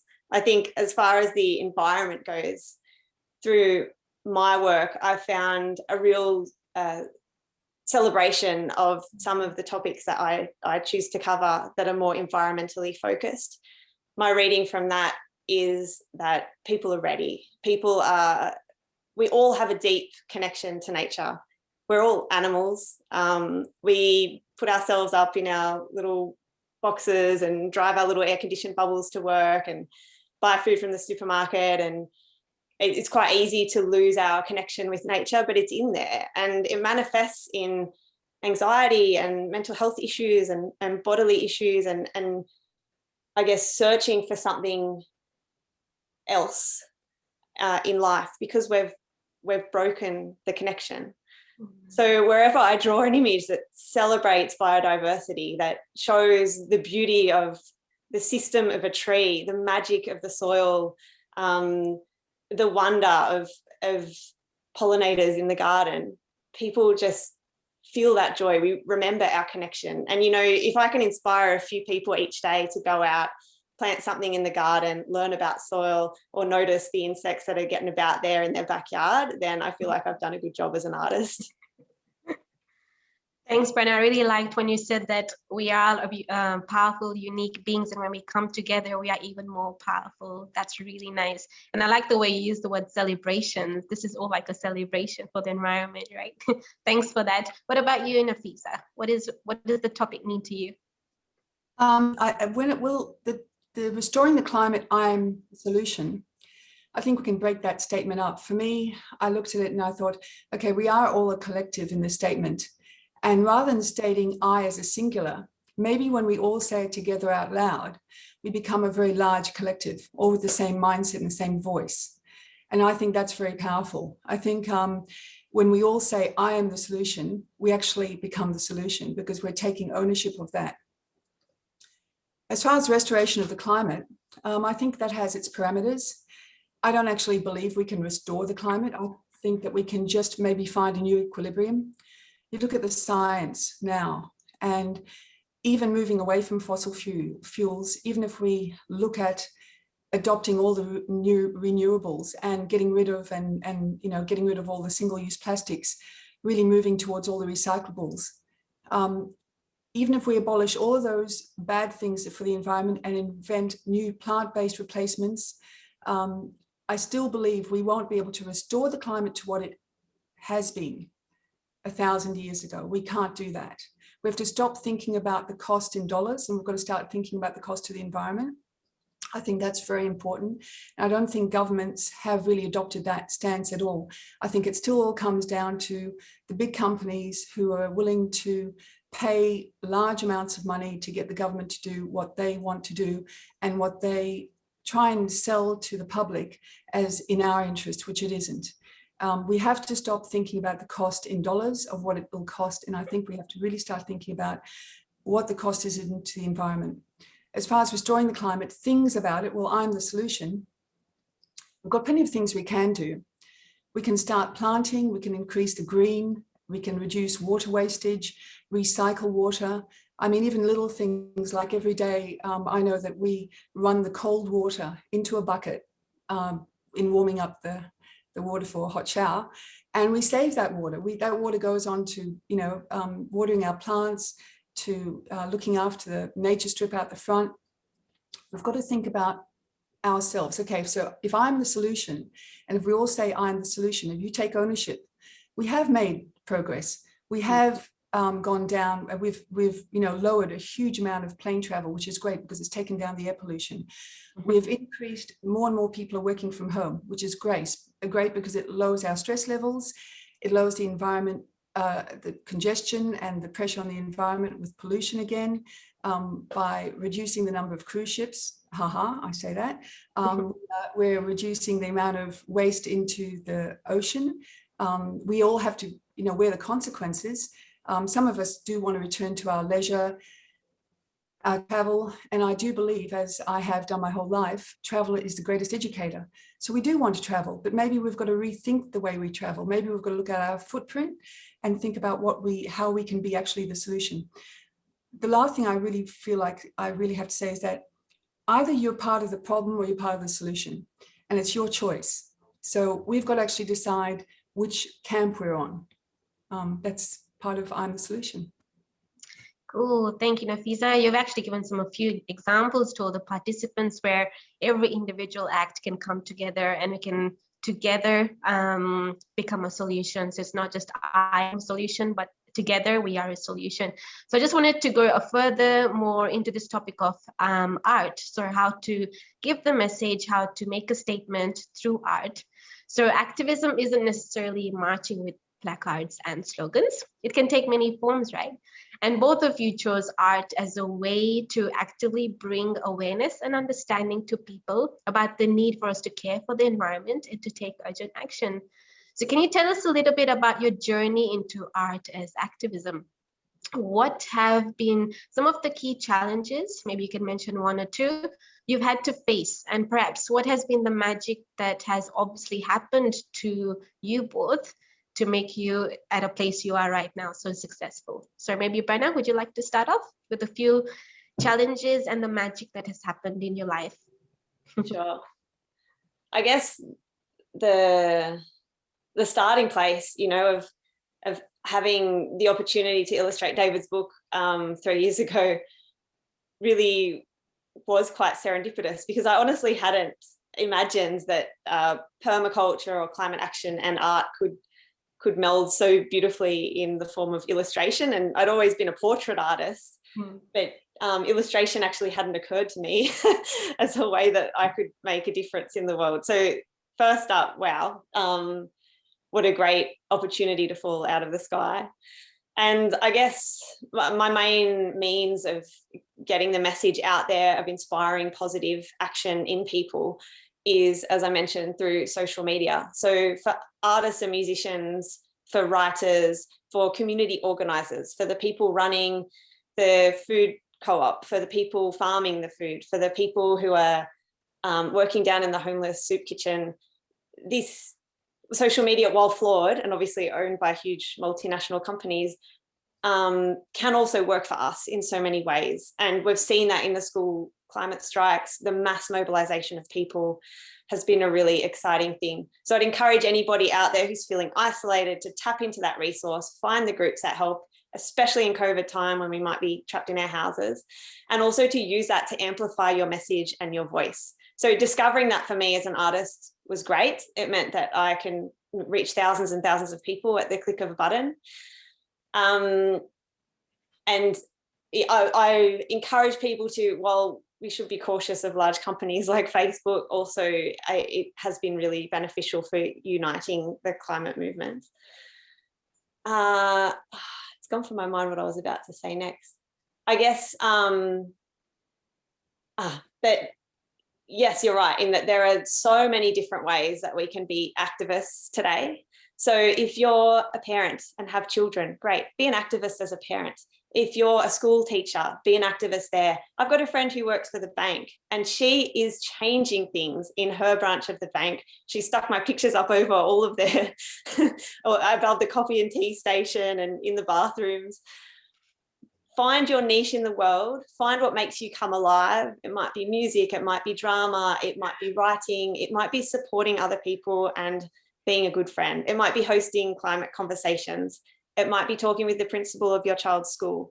Find what it is, know your place, and that can be your kind of activism. I've chosen mine and it's really brought so much meaning to my life. And also it helped me process the huge global problems that we're up against today as well. Lovely. That's beautiful advice to everyone. Brenna, I know permaculture and even just being an illustrator are two niches that you really nailed well. So well done. Nafisa, what about you? I'll just touch on the second part of what you asked us about was the magic. What's the sort of magic that keeps us going? I don't know about the magic. I think anything positive that comes my way. I've had a lot of people over time, say that I was an inspiration, and I didn't even know about it. I'd share something at a talk or at a march or an interview, and then they'd come back sometime later saying that that I'd really affected them or I'd really inspired them, and that's beyond what I'd ever thought I could do. So that sort of every time I hear something like that, or I find out something like that, that's even being invited to speak on this platform, that's a bit of magic, because suddenly we're going, oh well, our voice must be reaching someone. So it's a positivity. And also I get a lot of magic out of taking people to places. I've organized quite a few trips overseas, to Borneo, to Africa. I plan one, I'd really like to take one to India in 2022, which is the year of the tiger, back to Ranthambore and have a look at the plight over there, the Bengal tiger there. But at the moment, I think that the magic still is to be found, but I don't think we can do it in the ways we have in the past. Brenna was commenting about the social media platforms and so on. I think there's still a problem, I think, with what's happening in Australia with things like, I don't think there's enough activism. I think as Animal Works, which is the charity I founded back in 2009, we have been the co-organisers of the global marches for rhinos, elephants and lions over time. And it stopped in Sydney while we've had all the upheaval with George Street and the building of the trams and so on. And then it's literally this year, or 2020 was going to be, last year was going to be the first time we're going to be able to have those marches again. And of course, that was just taken right away from us with COVID. So, but even then, if I look at that, what is activism here in Australia? If we can't do something, if we can't show the positive side, we as activists, like you can have activism towards something that you're standing against, which might be, you're standing against, say, just racial discrimination, things like that. That's a standing against. And then when you're standing up for animals and you're standing up for wildlife, why is it that we have such a little turnout? Is it that we have apathy in Australia compared to overseas? There are tens of thousands, hundreds of thousands of people who join this global march every single year. This year it'll be in London on the 13th of April. Fingers crossed that they're going to have the vaccination available to them to be able to even hold this. But it's a global march, and yet we are hard pressed to get 200 to 300 people to turn up, and yet they have tens of thousands of people turning up in places like Cape Town, New York, all around the world, Paris, London. So I'm conscious about activism, how we can do things. I do believe very much what Brenna's saying is true. As a parent, you can be an activist. get your children to read a book. If you're a young person, pick up books. Books are the cleanest form. They are reusable, they're recyclable, they will not end up in landfill. They're much kinder to the planet than a Kindle. And of course, you can just open a page and look at the illustrations and enjoy page after page and flick back. I'll say read books. There is an urgency that we have to pay attention to with activism on a global scale. But I think, you know, if each one of us actually takes the bull by the horns and thinks, what can we do? But also turn up. Don't just press like on social media. I don't think that's really activism. I think you've got to actually show up. You know, just stop hiding behind a computer screen. Go out there and do something and make your voice be heard. Thanks, Nafisa. I really liked when you said, you know, that activism is about standing up for. And so just one more question, which is, I'm pretty sure all the participants must be looking forward to it.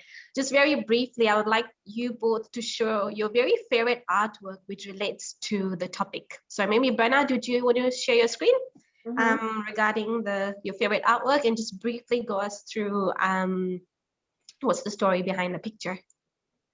Sure. One second, yes.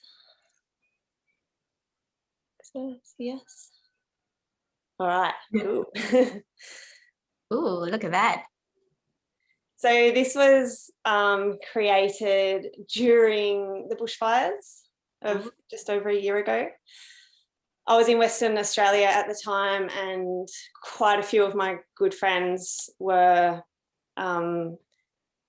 involved in the bushfires, trapped by the bushfires. The town where I grew up in was burnt. The town where I went to high school was damaged, and a lot of houses were lost. And I mean, we were all there emotionally, weren't we? We were waking up every day, checking the news. It was such a difficult time on so many levels, thinking about the environment, about the carbon emissions from the blaze, about how we've gone so horribly wrong with our management of the Australian bush, now that people have essentially been taken out of the system, and people were such an important system and are, but were for hundreds of thousands of years. So I was speaking to lots of people, and the kind of sentiment was, oh my gosh, is the house that I've built, is the community that I'm connected to the right one? Should I be here? Should I be living in my permaculture property where I spend all day telling people, hey, I've got food here, and if there's a crisis, will people come and try to take my food? Or, you know, is this a safe way to be living anymore? And the conclusion I came to after so many chats was, actually, we can't control the bad things that happen in the world. We can't control what other people do in times of desperation. What we can do is do the best we can. We grow all our food here, and I'll tell you, it's a great way to live. And we love our community. We build that community. So if we have the attitude, how can I do my best during the transition or during periods of hardship or crisis, then I think we're doing all right. Great, thanks, Brenna. You've got the art to actually, you know, downsize complex thoughts and ideas into small, bite-sized, simple drawings. So keep it up. And I think Nafisa would like me to share for her. So just give me 1 minute and I'll do that for her.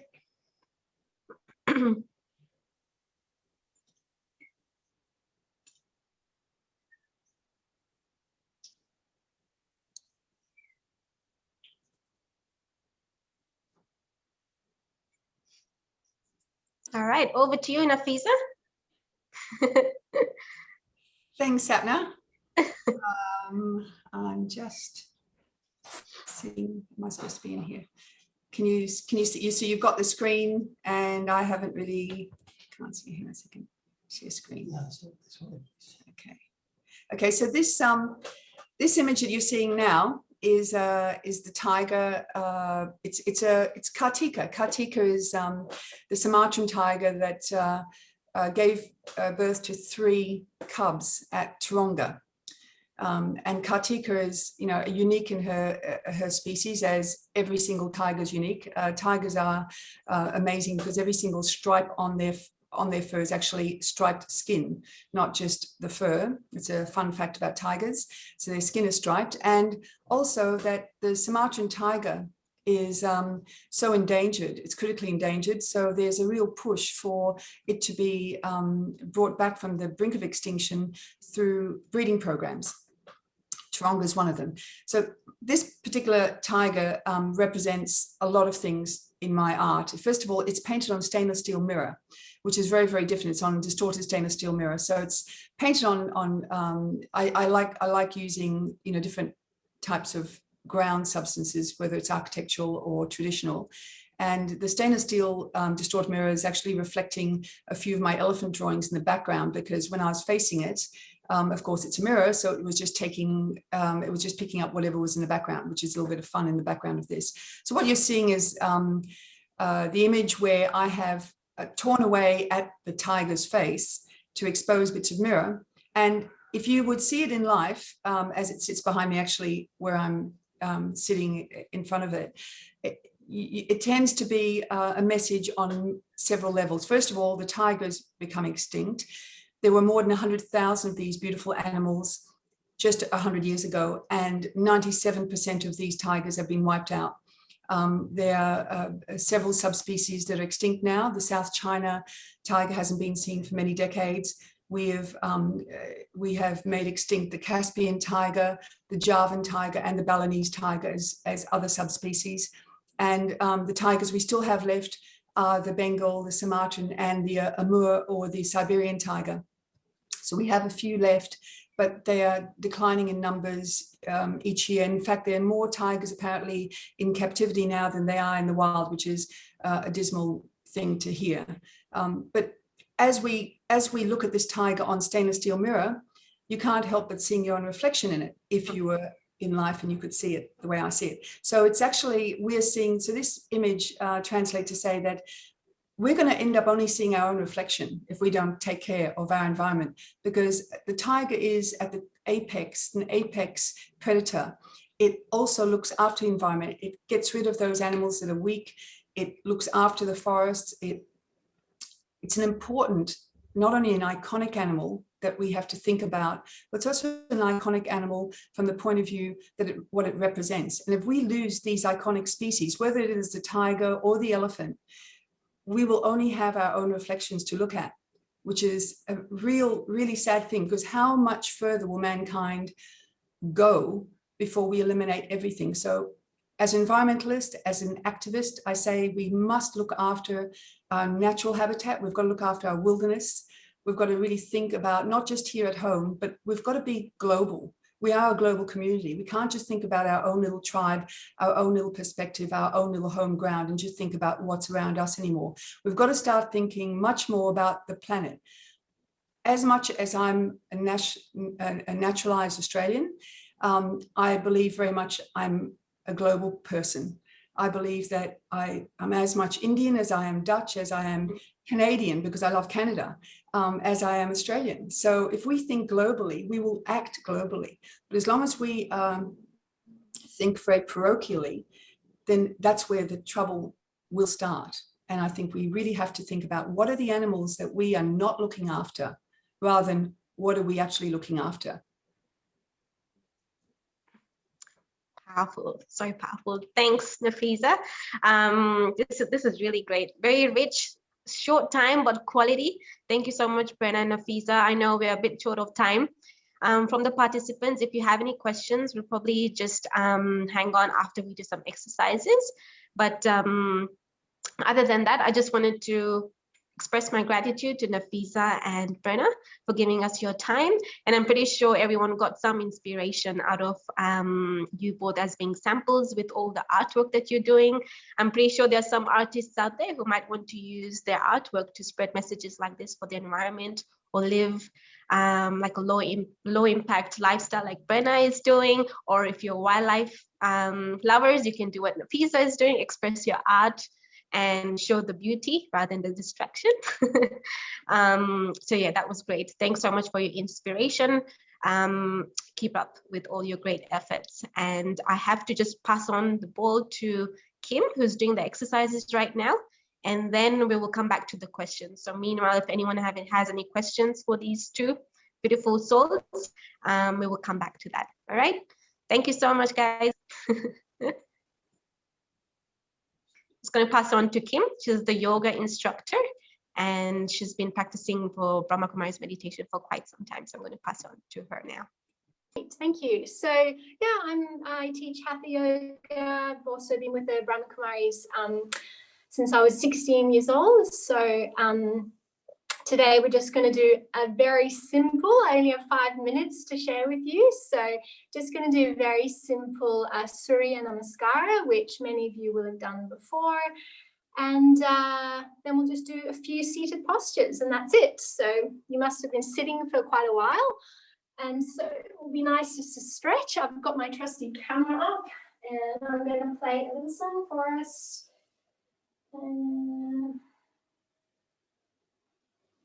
Okay. Of course, look after yourself. Don't do anything that hurts, obviously. Be kind to your body. And you can just come to standing. So I'll demonstrate the movements very simply, and I'll just explain in brief. Starting up like this, nice tall, lifting up through the crown of the head. Take your arms up. Inhale, reaching up, lengthening everything. And then folding forwards, you can take your hands to the ground, face to the legs. You might need to bend your knees, that's okay. Let's go straight to a lunge. So you're going to step your left leg back and just come to a simple lunge, holding for a few moments. You can stay like this, or you can take your arms up, reaching up, and look up if you're balanced. And then bring your hands back down to the ground.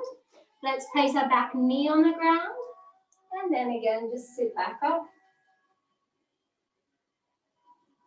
Those of you that are a bit more mobile, you can bend your back knee up, your back foot up. Take your right arm up and maybe hold on to the foot or the ankle behind.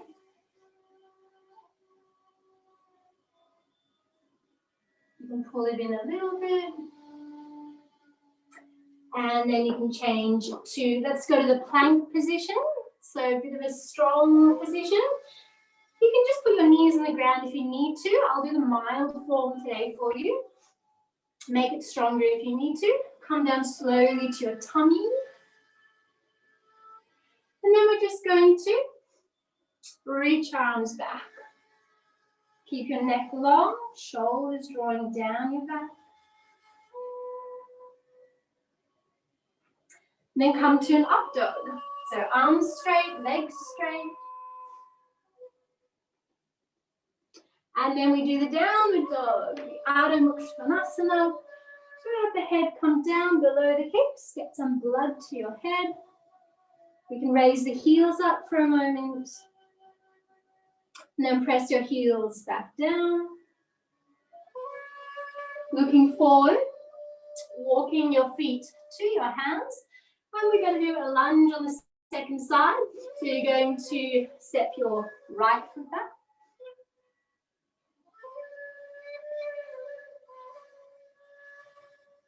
And again, if you did on the first side, you can stand up, taking your arms up, reaching up. If you're balanced, look up.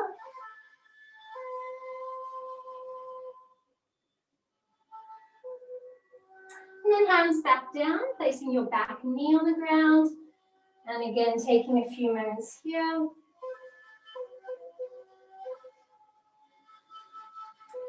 If you're able to, back foot comes up. And we can take your opposite arm up and over. If you're able to, you can hold. If you can't, just let the hand be wherever it is.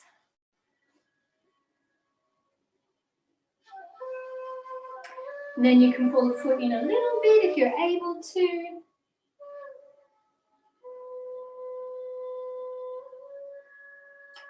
And releasing. Okay, stepping back again. Let's go to low plank. I'll keep my legs straight this time. And then straight to the up dog. And then back to the downward dog.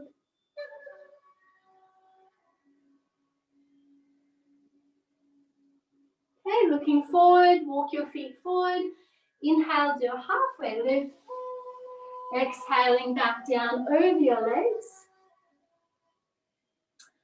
Okay, roll on up. Reach your arms up. And bring your hands to your heart. Exhale. Okay, we're simply going to sit down now. We can do Pashimotonasana, so you're going to fold forward first. Feet nice and flexed.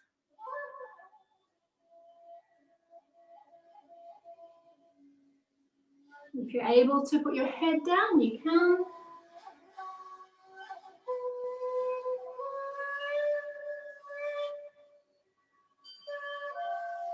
If you're up like this, it's also okay.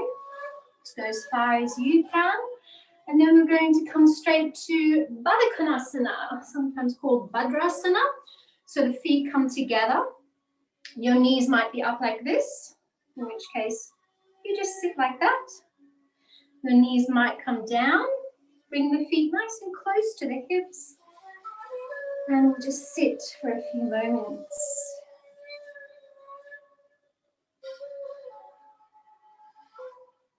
Let's see if I will.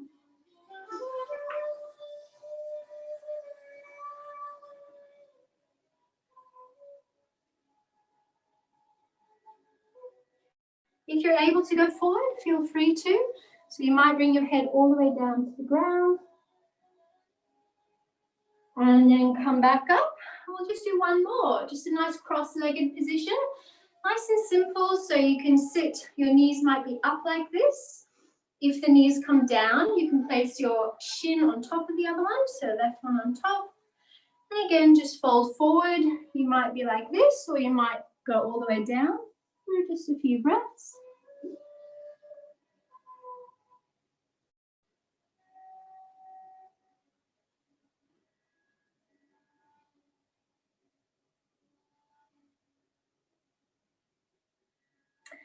Come back up and we'll just change sides. So taking the right shin, it'll either be in front or it will be on top. If you're at home practicing, you can also sit up on something if you need to. And going down again.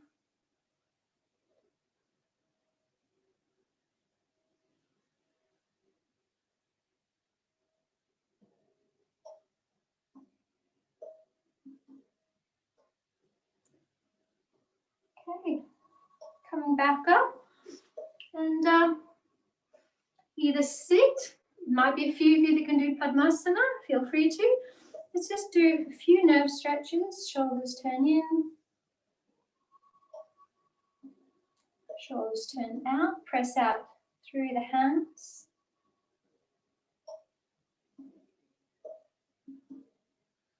Take your arms up. And hands back to your heart. And namaste. That's all we have time for. Hope you enjoyed just a little bit of movement, a bit of a stretch break.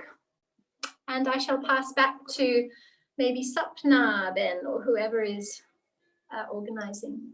Thank you.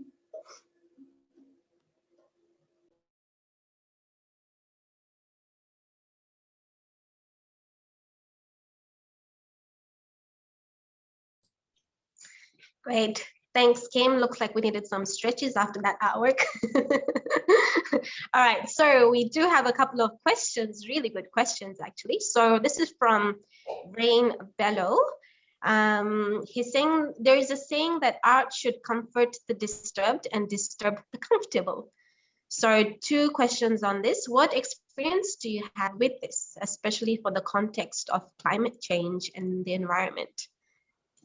Maybe you will cover that question and then go on to the next one. So maybe one of you can answer one question and the other one can answer the other question.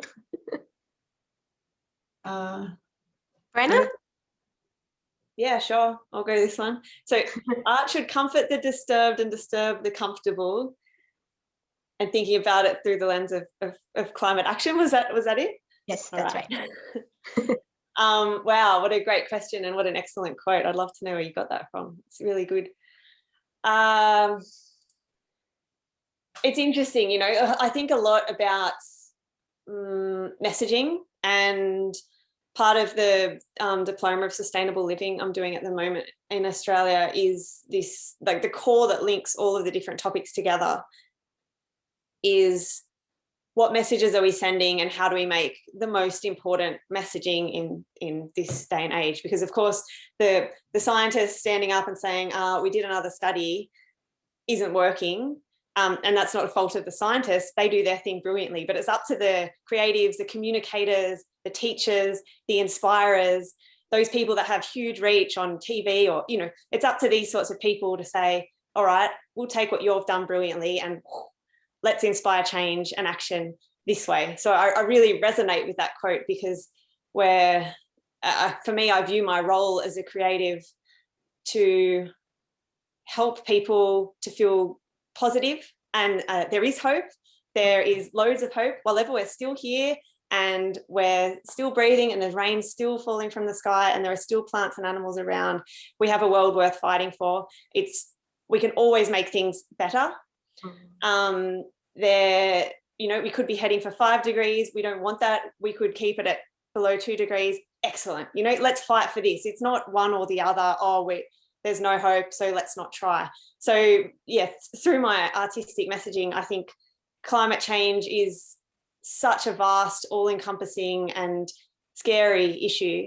And as individuals, we can often feel like we're sitting at home with our eco light bulbs and our, you know, going to the farmer's market once a week and wondering if that's enough. It is a step in the right direction. It is definitely good. Okay. So once you've done that, you're not going to never do another thing for the next 30, 40, 50 years of your life. No, you go to the farmer's market, you change your light bulb, and then you're going to go do another thing. And you might plant some herbs on your windowsill. And then you might get involved with a protest, you know, down at locally. And then you might turn up to Melbourne or Sydney to a protest there, and you might make friends with your local politicians, and you might divest from fossil fuel funding banks. So every step is one in the right direction. And yeah, I view my art, at least, as something that tries to promote that positive way of thinking in people. Beautiful. Thanks for covering the whole hope, because we started off the conference with that particular virtue on hope. So thanks, Brenna. Maybe Nafisa can cover the second question. Do you think it's all right to show distressing art? So in brackets, it says negative impacts of climate change as well, or is it just supposed to look positive and aesthetic when encouraging climate action? Yeah, I do. That's a question close to my heart, because it's all very easy to, look, on Animal Works, on our Facebook, we're constantly inundated with images of hunters standing proudly over their game that they have trophy hunted, and we're all disgusted by it, and we're all taken aback at the callousness and the crudeness of such a sport, because, you know, if anything, we should never be killing animals that don't, first of all, they're wild animals, but for sport, you know, it's a whole nother issue. And a number of us who choose to be vegetarians or vegans, we take umbrage with that one. But to show that as a piece of art, I resist always from anything like that. If I want to show, I remember seeing a piece in when I won the Packerin Prize in the Archibald years ago.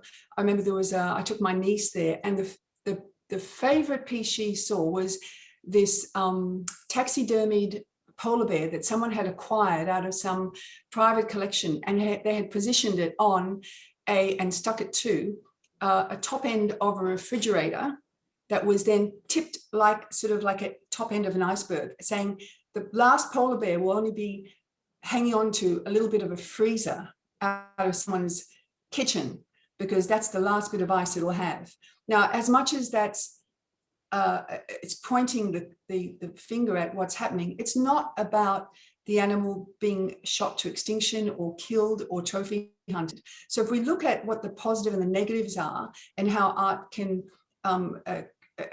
can say something, I really do believe in sending out a positive message. I think if we create images of beauty And we send out beautiful images of our planet, our wildlife. You look at all of David Attenborough's work. I mean, that sums it up. He's only showing the real beauty. He's not trying to attack us as humanity, as the virus we actually might be. He's trying to look at it saying, look at our planet, look what beauty we still have, and hang on to it and preserve it and do whatever you can to keep it going.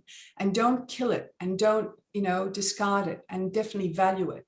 Like I said, right in the beginning, when the first question you asked me about things, and I said, you know, we put so much value, or the governments and a lot of our politicians and so on, large companies, multinationals, they still put everything down to a dollar value. And we've got to start thinking about, is our environment more important? Is it more, even it'll be more expensive to recycle, it'll be more expensive to do and take the long way around.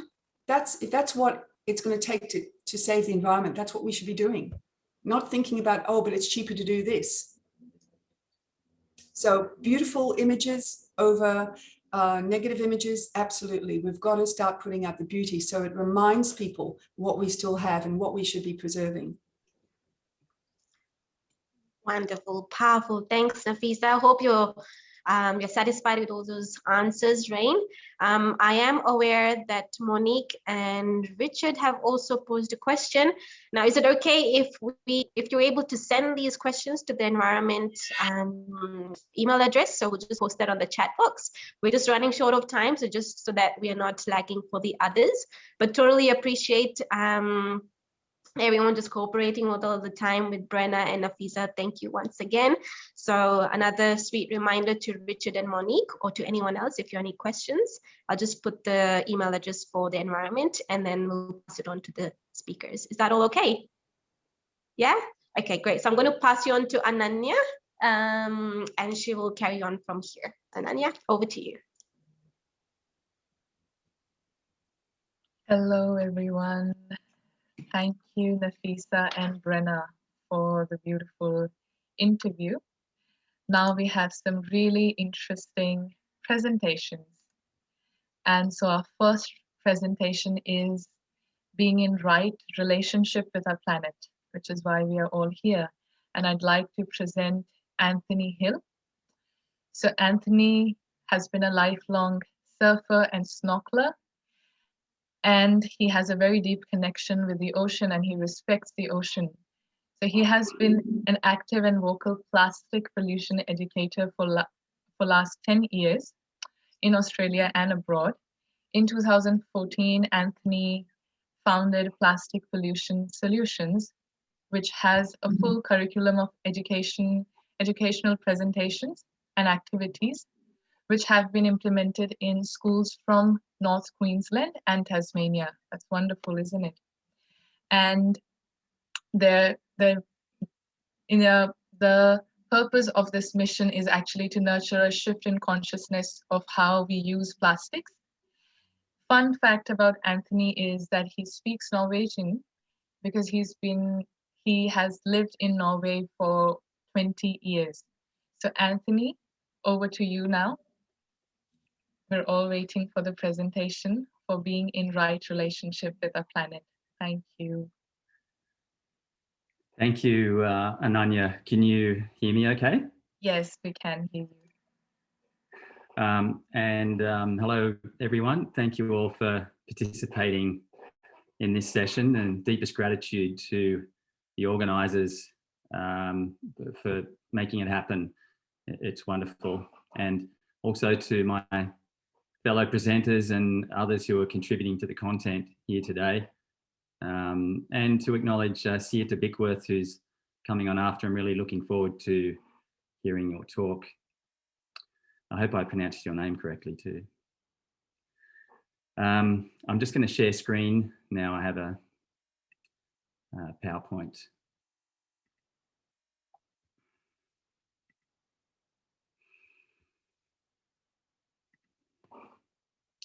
I'll just check with Ananya that, is that okay? Can everybody see it? All right. Yes, Anthony, that's wonderful. Thank you. Okay. Before we go any further, I'd like to acknowledge that I live on Bundjalung country in northern New South Wales, and I'd like to pay my respects to all Aboriginal people, especially elders past and present, and to recognise the strength, the resilience and the capacity of the Aboriginal people, their continuing connection to land, water and community, and the amazing contribution that they make to the life of this country. This talk is called Being in Right Relationship to Our Planet. And I'd like to state from the outset that the content in this presentation is just my opinion based on what I've read, observed, experienced, and from a lot of reflection, contemplation and self-inspection and inquiry. It's also interspersed with some facts, which I believe to be correct. It's the first time I've done this one. I'm a little bit excited, a little bit nervous as well. So please bear with me. I've decided I'm going to read it as a speech, which is not how I normally do it, but hope that's okay, and run this presentation, this PowerPoint with some keywords and images.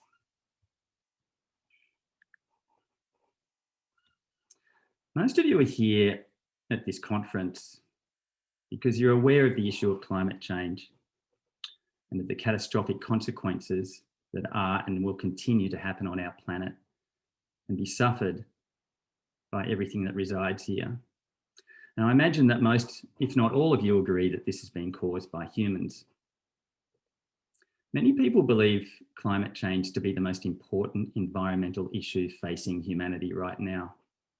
And if we don't get carbon emissions under control, the planet and everything on it will spiral into oblivion. I'd like to introduce Charles Eisenstein. He's one of my favourite humans. He's also a highly regarded thinker, philosopher, author, and passionate environmental advocate. And he tends to disagree with that last statement. Charles very humbly and respectfully explains that we could reduce carbon emissions to zero tomorrow, and the Earth would still die a death of 1,000 cuts, as he explains. He cites things like deforestation and rainforest destruction, species extinction, particularly the growing insect apocalypse, chemical poisoning, coral bleaching, and of course plastic pollution, and so much more. The negative impact that humanity has had on our planet is clearly undeniable.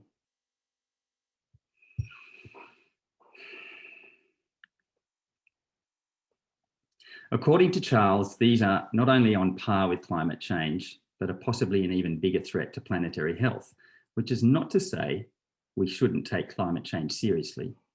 He just questions whether it should be the one issue that seems to be the main focus of attention. He wonders if we should use a different approach, one which views the entire planet as a sacred living organism with vital organs and tissues which all need to be healthy. This approach deeply understands the interconnectedness and interbeingness of everything that resides here. This resonated with me quite deeply. I began to contemplate my relationship to our planet and how it has changed over the years and how it has influenced my behaviour.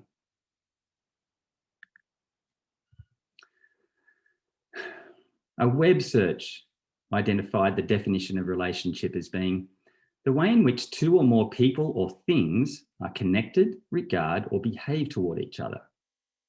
So consider for a moment your relationship, your current relationships to family, friends, animals, insects, trees, spiders, sharks, chickens, cows, anything. You actually have a relationship to anyone and anything you come into contact with on some way and on some level. And that doesn't necessarily have to mean close physical contact. And the nature of your relationship to that person or thing can have consequences, not only for you and them, but for others as well. What is your relationship? Today, we'll be considering the relationship between humanity and the planet, which includes everything and everyone that resides on our planet. Maybe you'd like to contemplate your current relationship to our planet. How are you connected? How do you regard it? And how do you behave towards it and everything on it? What is right relationship? And who am I to say what's right and wrong? I can only speak from experience and intuition. Have you ever been in a relationship with anyone, with a friend, family, an intimate partner, where you feel that you are not valued, maybe disrespected, taken for granted? It all just seemed one-sided. You give and you give and you give, and the whole thing becomes a roller coaster with no light at the end of the tunnel. I've been on the receiving end of such a relationship, which ended up causing a sharp decline in my mental and physical health. I've also been on the instigating side of such a relationship, which horrifies me that I could have caused such suffering to another human. So this is what I would call being in wrong relationship. And it goes to how I regarded and was regarded by another human. But it's not the whole story. We can also contribute to the consequences of wrong relationship by omission or apathy. That is, by doing nothing. Here's little Anthony. I grew up by the ocean. My family were ocean enthusiasts. We swam, surfed, sailed, snorkeled, and fished. We enjoyed the ocean. My family and I enjoyed the ocean. As I grew older, I continued to enjoy the ocean. But it wasn't until I reached my 40s that I realized I was in wrong relationship to the ocean while it was in right relationship to me. I found out that the ocean is a source of about 70% of the oxygen that I need to breathe every single day. It's also a significant source of my protein, both directly and indirectly. And in addition, influences climate and weather, causing rain, which is my drinking water. Oxygen, food, water. The ocean had been giving and giving and giving to me my whole life, while I not for one moment considered what the ocean needs or how my behaviour was possibly causing it harm. I found out about plastic pollution, overfishing, acidification, coral bleaching, etc., and how my wrong relationship has contributed to the decline of ocean health, just like my health declined when somebody was in wrong relationship to me. I decided to find out what the ocean needs, and it's pretty simple. Right now, it needs to be left alone by humans, protected from further abuse and allowed to regenerate. We can actually help it regenerate if we are sincere and in right relationship. I decided that I needed to live in right relationship with not only the ocean, but the whole planet and everything and everyone that resides here. I've made a few changes in my life to align with how I'm connected, regard, and behave towards everything. Some of these things were easy and some were a bit harder. Sometimes I fail. In fact, quite often I fail. I try not to be too hard on myself though, because I now understand that my relationship with me is also included. I decided I wanted to reduce my environmental footprint as much as I could while still living as full and abundant life as possible. I took a big leap. I got rid of most of my stuff.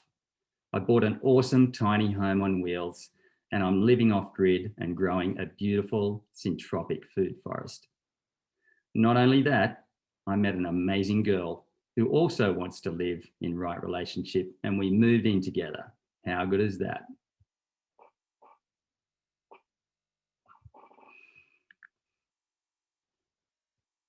We're not perfect by any means. We still drive a normal car, use gas to cook with, We use more plastic and other things than I'm comfortable with, but we enjoy the challenge of, over time, lightening our footprint, finding ways to eliminate these things that we don't need and include more of the things we do need, like time, space, yoga, and chocolate. You might think this is kind of nuts, but I now speak to the ocean and its creatures. I really do talk to them, to all kinds of creatures that I encounter, to birds, spiders, and even rocks. I say a prayer of gratitude and love to the earth each morning, and a prayer of thanks for everything that I eat. And I began to wonder what would happen if people everywhere began to live in right relationship. Would they keep behaving as they behaved before and allow what's happening to keep happening? How do we get everyone to understand right relationship? I don't know for sure, but I feel as though it's just a shift in perception, acknowledging the beingness and interbeingness of everyone and everything, and understanding that all have an equal right to exist and thrive. Is it about aligning more with our expansive heart intelligence rather than our linear mind and its ego? At the core of our being, I think maybe everyone does know the difference between right and wrong. It takes courage, humility, and love, and sometimes even a crisis to admit when you're wrong. But once you have, you'll feel a whole lot of light and space that weren't there before.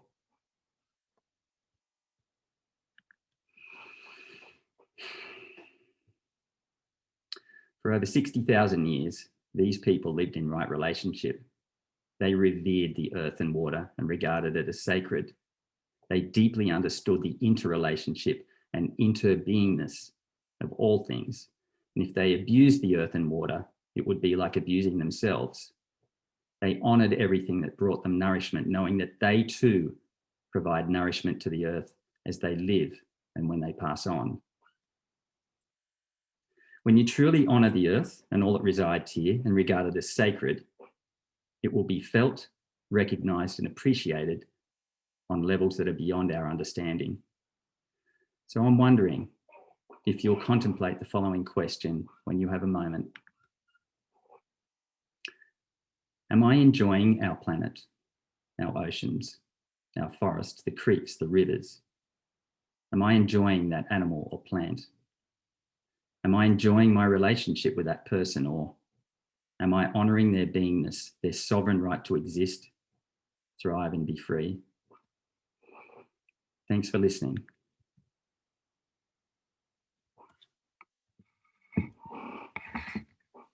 Thank you so much, Anthony. That was really wonderful. And I'm sure it has touched everybody's heart like it has touched mine. And we'll have many questions from this. But before questions, we have our second presenter and another beautiful topic, falling in love with the earth again. So our presenter is Sieta Beckwith. Over past 10 years, Sieta has worked in strategic communication roles for different organizations via articulating their social and environmental purposes. Since 2014, Sieta has been actively engaged in the emerging spiritual ecology movement, which seeks to explore what is the power of spirituality in social, economic, political, and ecological change. Through her work at Ceres, Sieta is using stories centered on universal human values to articulate the potential power of bringing spirituality and action together. So that's very interesting, how to bring spirituality and action together. Fun fact about Sieta is that when not at Ceres, she can be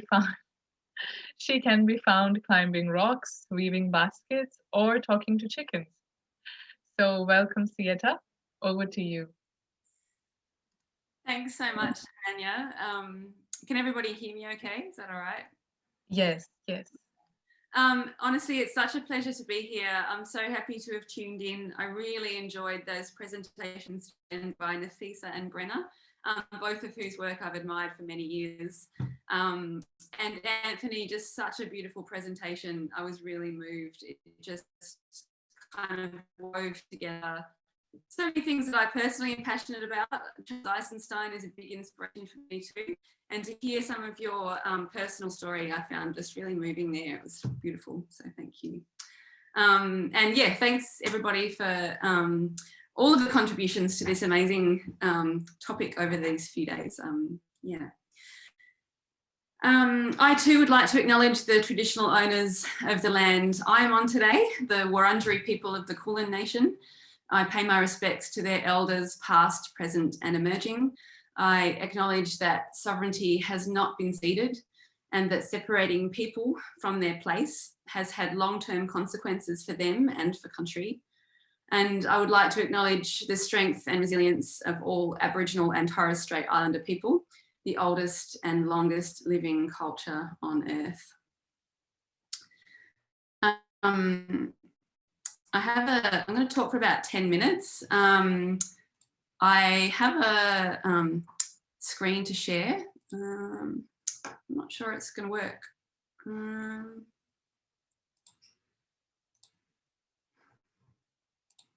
Here we go, share screen.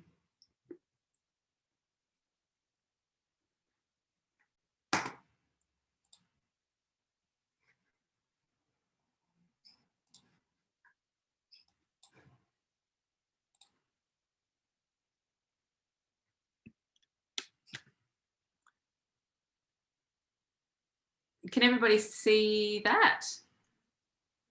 Yes, yes.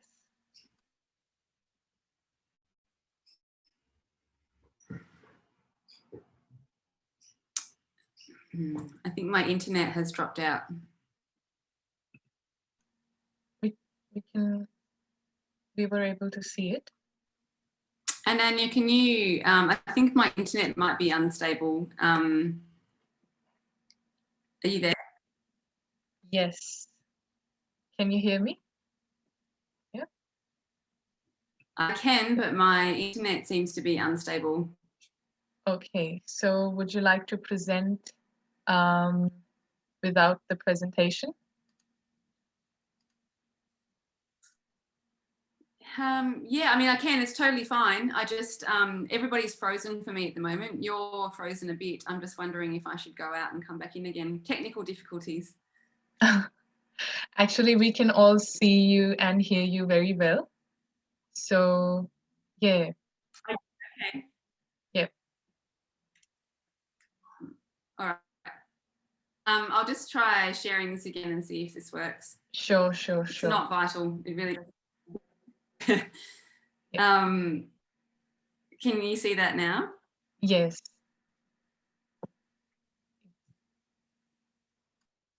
Great.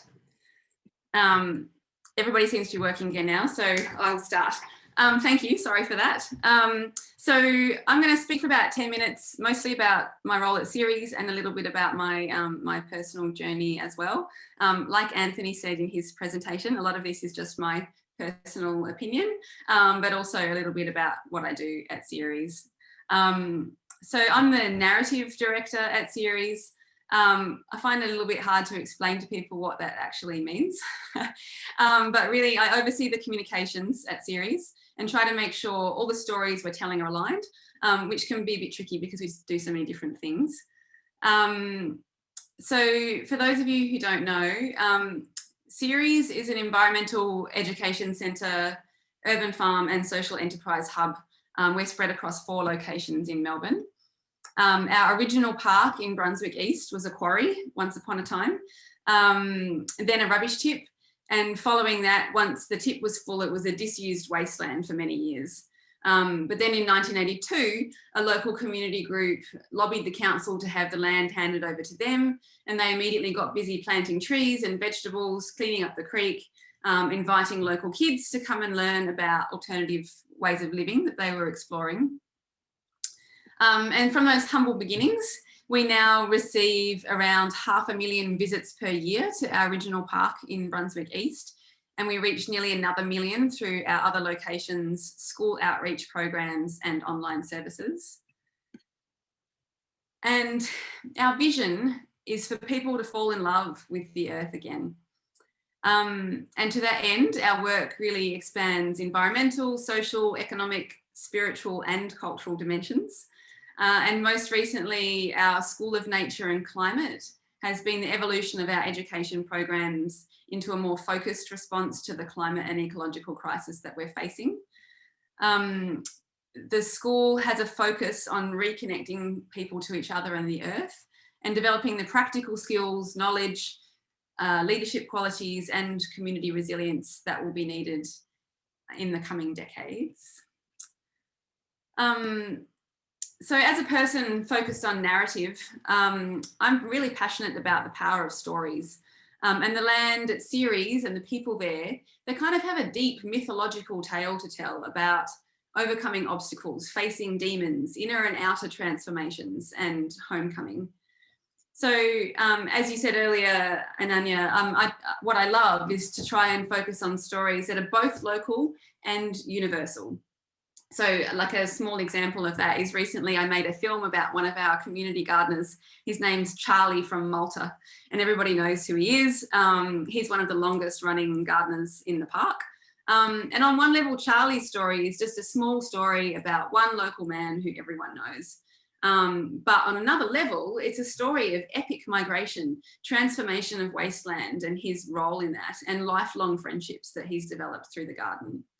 And so I think that's where Ceres does important work, by appealing to those universal values that are in people, such as care for the earth and each other, and remind people that together, if we hold true to our values, we do have the ability to change the world. And I love seeing people's faces when I tell them that Ceres aims to help people fall in love with the earth again. Often people get a bit emotional hearing it said out loud, like it gives them permission to do that themselves and to use the word love.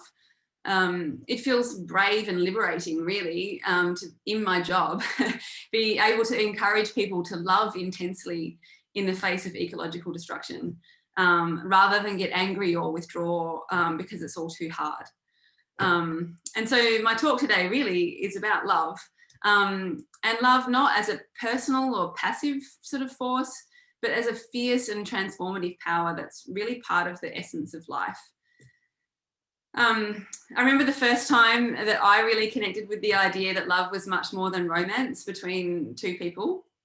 I was about 13 and I was in my room, and I remember I had just moved out of the room I shared with my sister. I used to love spending time in my room with the door shut. And I'd lie on the carpet and just listen to music. We didn't have iPhones, obviously, back in those days. And we were being made to study Shakespeare at school, and I found it a bit odd and generally unrelated to my life.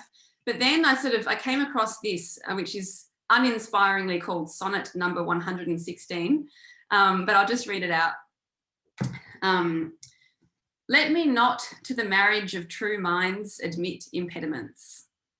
Love is not love, which alters when it alteration finds, or bends with the remover to remove.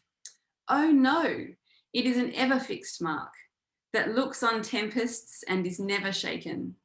It is the star to every wandering bark, whose worth's unknown, although his height be taken. Love's not time's full, though rosy lips and cheeks within his bending sickle's compass come. Love alters not with his brief hours and weeks, but bears it out, even to the edge of doom. If this be error and upon me proved, I never writ, nor no man ever loved. So when I read that, I was actually stunned. Like, it had so much resonance for me. And I remember reading it several times because I felt like in that brief few stanzas, he kind of somehow spoken the deep truth of the universe, because it talks about love as a guide. It explains how to tell if something is true or not. And it reaches beyond human concepts of time or even death.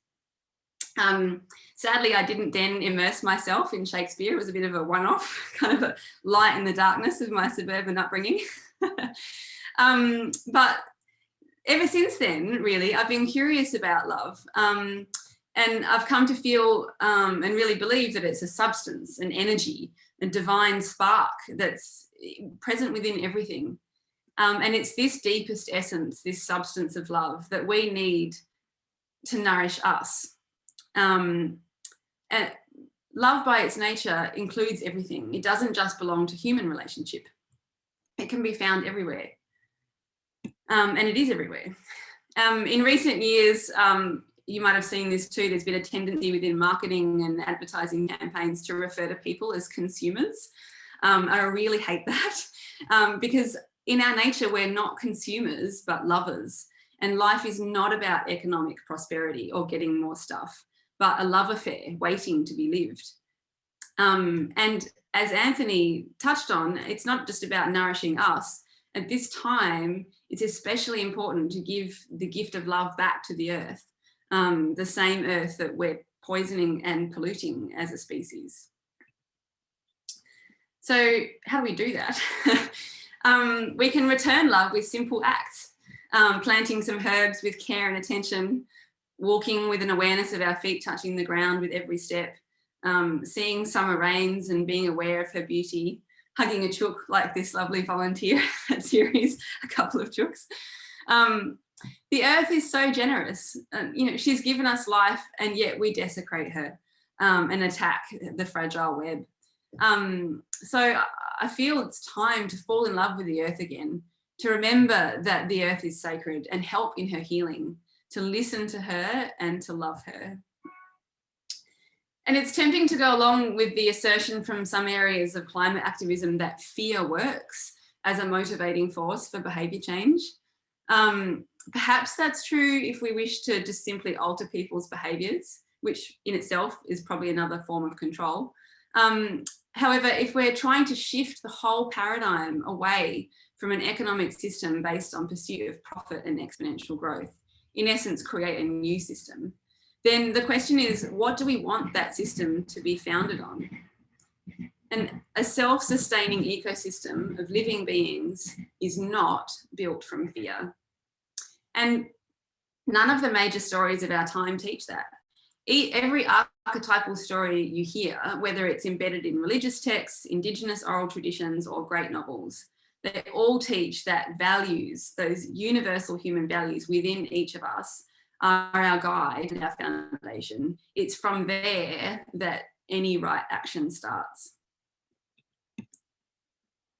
And if you look at Indigenous-led environmental movements such as Standing Rock in the US, or what's happened with the Whanganui River in New Zealand, Djapwarung in Victoria, and the emerging rights of nature movement, for sure they have terrible losses.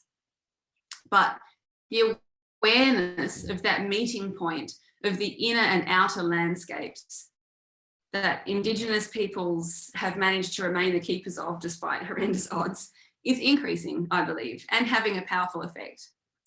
So at Ceres, our theory of change is that we need to focus on the root cause of the problem, which starts with healing our relationships with ourselves, with each other, and the earth.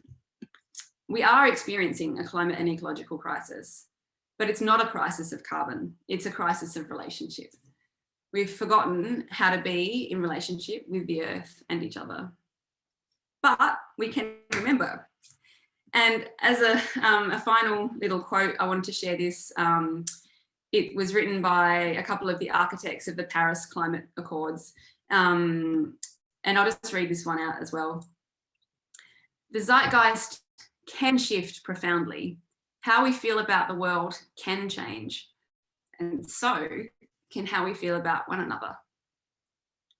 With the alarm bells ringing, thanks in large part to the youth movement, we are realising that we suffer from too much consumption, competition, and greedy self-interest.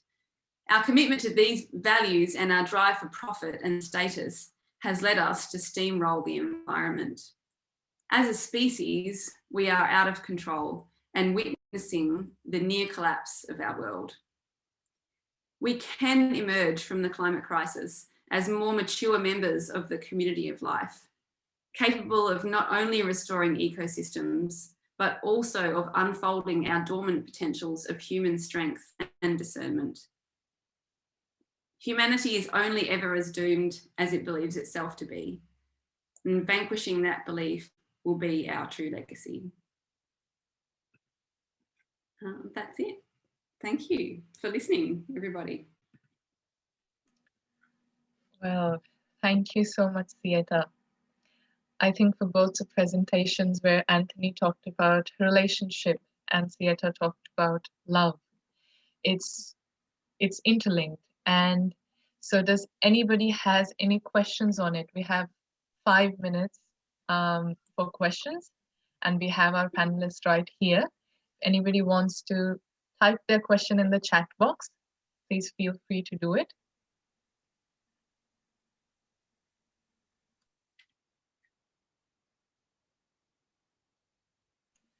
And while we do that, I just have one question for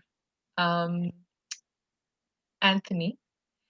This is something that both of you mentioned, that we don't actually need aggression or anger to, do something with the environment, but what we need is relationship and love.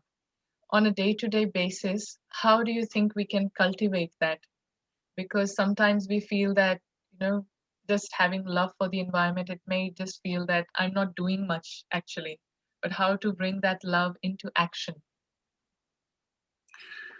Yeah, thanks. Great question. It's something that I've contemplated for quite a while, and I feel that that we are nature. Firstly, recognizing that we are nature, and that we have a gift to give as well. An apple tree, its gift is giving us apples. And so consider yourself to be an apple tree, and what's your apple? What's your thing that you are here to do? What's your calling? And maybe you can align that calling with this more beautiful world that we are, hopefully moving towards. How you can contribute, and how that can maybe even become your vocation in life. Your paid vocation. It's something that I feel really grateful to have been able to do, with help from a whole lot of people from around Australia and in other parts of the world, that have helped me to build this amazing vocation where I get paid to do something which I feel is my gift, teaching others. And I never ever would have thought that when I was at school that I would become a kind of a teacher or educator, because I was a very disengaged student at school. So yeah, find your gift, find your calling, and align it to this movement that we're creating here. Thanks, Anthony. That was lovely. I just have one more question for Sieta. You talked about environmentalism, and I just feel how to approach environmentalism with love and make it a concept that is easy to follow on a day-to-day basis. Something very similar to what I just asked Anthony, but what's your take on it? Well, I guess I think it's really natural. Like, that feeling of love is in all of us. And I think that, I think it was Nafisa earlier, she was talking about how people find it really easy to march against something, but it's really hard to get people to march for something. And I do agree with that. But I do feel like when people are marching against something, quite often they are motivated by love. Like, I think we get it confused that love has to be this kind of, like, love can be passionate, and love can be like full of like righteous rage in a way. Like, it's wrong that this stuff is happening and I'm going to march against it. I don't think it's incorrect that people are operating from a place of love if they're marching against something. And so I feel like that feeling is really natural, and we definitely know it as children. Like, I think all of us understand how to love nature, each other, as kids. And as adults, I think that's why I like this statement and series that we have, which is around falling in love with the earth again, because we used to know it. And a lot of people, particularly Indigenous cultures, but others too, they've carried on that remembrance of it. And for me, that step to remembering how to do it is much easier than trying to invent a whole new thing for ourselves. Like, we know it, it's in us. We just need to take a really small step. And I think even for people living in urban areas, it might just be loving your dog, like taking your dog for a walk. Like, I think that feeling of love is really accessible, and people don't always connect that to environmentalism. They might say loving my dog or my partner or my grandmother is a separate thing to going on an environmental march. And I think that they're the same thing. Like, everything is interconnected. If you're loving and being, like Anthony says, in right relationship to each other and the earth, then that's all you need to do. Simple. Thanks for that. I have is Richard, do you want to ask a question? Just think you've asked something in the chat box. If you want to type it down or ask a question just before we close today's program.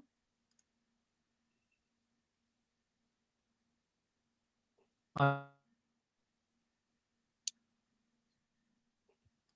think he's muted himself. Unmute. Yeah. Can you hear me now? Yes. Good. Excellent. Yep. I used to live in Brunswick and go to series quite a lot. I live in Cairns now, up in the up north of Queensland. So I remember it well, and I remember going to a lot of gatherings there. So it seems to have taken on a life of its own now, and you've got 3 or 4 venues now, not just one, which is quite a stunning thing. And one of the questions I wanted to ask you, because I was really taken by your statement about love and loving relationships with the earth and with people, and they're both connected in the same way, and they have similar kinds of criteria when you come to them. So the question I wanted to ask you was, when you actually are looking at what you do, your behavior, your actions in relationship to everything, is there a particular thing like an attitude or a checking point that you use before you actually do anything in life to make sure you're in harmony with everything? I wish that I had that checking mechanism before everything I did, but that would be not possible for a human, I don't think. For me personally, this is just me personally. I don't think this is right for everybody, but just speaking for myself. I have a personal spiritual practice that's founded in Sufism, and Sufism is a heart-based approach to the world. And so for me personally, I try and check in with that. So I have like a regular meditation practice, which is a heart-centered meditation practice. But I don't think that makes me a better person. I don't think that practice is right for everybody. And it's a constant struggle. Yeah. I don't know if that answers your question, Richard. So that helps you come from the heart rather than from the head? It helps me try and come from the heart. It's a constant reminder. I think I often come from the head and ego and fear and anger, you know. I do feel strongly that, you know, it's such a cliche, isn't it? But love conquers all, you know. Well, it is, but love is always combined with something else like detachment, loving and detached, or whatever it might be. But because you're actually trying to help people reconnect with that love for the earth, there's something in particular that you would notice with everyone who comes in that's struggling with that, and you give them something that helps them create that. What is that something you give them? At Ceres, I think it's the story of hope, really, that place was a rubbish tip, and people can come anytime they want for free and see beautiful oasis in Melbourne. It's just there for them to be in. That's all we need to offer for our community, I think. People, and then they ask more questions or they want to go deeper, but just on a surface level, it's like humans can repair stuff that we've broken. Great example. Yes. I think that's a really good perspective. Both Anthony and Sieta, it's lovely to hear you. And I think surely we'll have more questions and we'll email it to you. That would be lovely. I'll just pass on to Falak and thank our presenters once again. Thank you so much, Anthony and Sieta. You're welcome. Palak, Thanks for the opportunity. thank you. Palak, over to you. Wow, what a great session we had today. I was I'm really overwhelmed with all the information, the passion that all our speakers have for what they're doing for the environment and the earth. I feel like I'm really getting more close to this land of Australia and how I can be really now become part of the solution. So I'm really, really enjoying, and what an enlightening session. And I feel the same is happening to all the participants who are attending this session. I would like to thank you for coming up and making this session a success. But things doesn't end up here. We have a really nice coming up evening sessions, and in which we will have interesting topics to cover. There are some presentations on spiritual ecology leadership program and what does the UN Global Impact have on young professionalism program, a panel on how we can build community resilience and food security, which is very essential and a common theme coming up again and again about how we can do it collectively. And there will be a beautiful meditation for the planet happening. And the speakers that we're gonna be having is Christy, Jimmy Cocking, Naomi Lacey, Rose Merrow, a well-known person for the food and how we can work for environment, Naomi Edwards and Renata. Once again, I thank you all for coming for this event. And before you all go, a reminder that please fill out the outcome Google form that's sent to you in the mail as link when you registered and you received this morning as well, if you would like to receive a certificate of participation. And on the last note, we will end this session with a 2-minute beautiful meditation for climate, and see you all for our afternoon session, which will start at 4:30. And please invite your friends who haven't joined this event, if they can also join from this afternoon, and then we have a session tomorrow as well. Thank you all.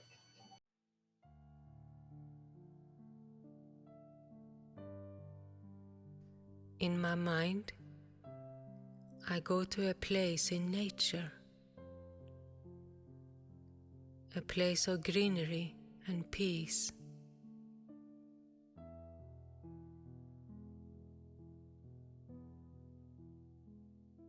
In my thoughts, I emerge the wind, and I can hear the leaves of the tree moving in the breeze.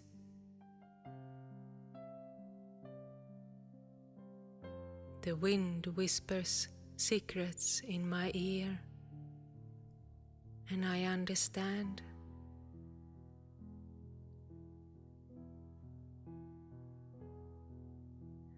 I can feel the sunshine on my face, softly warming my heart and soul.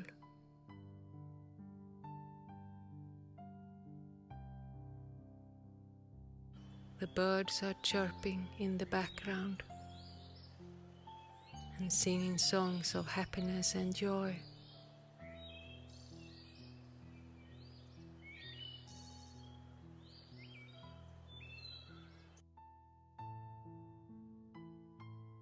I emerge the feeling of belonging to the planet, to nature, to the animals and all living beings.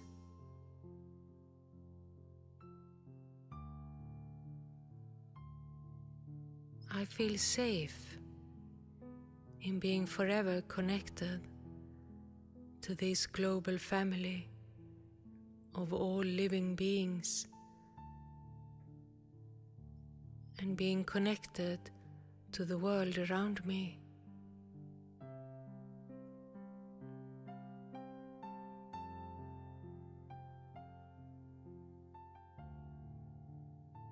I will remember this moment if I ever lose hope for our common future of harmony for all.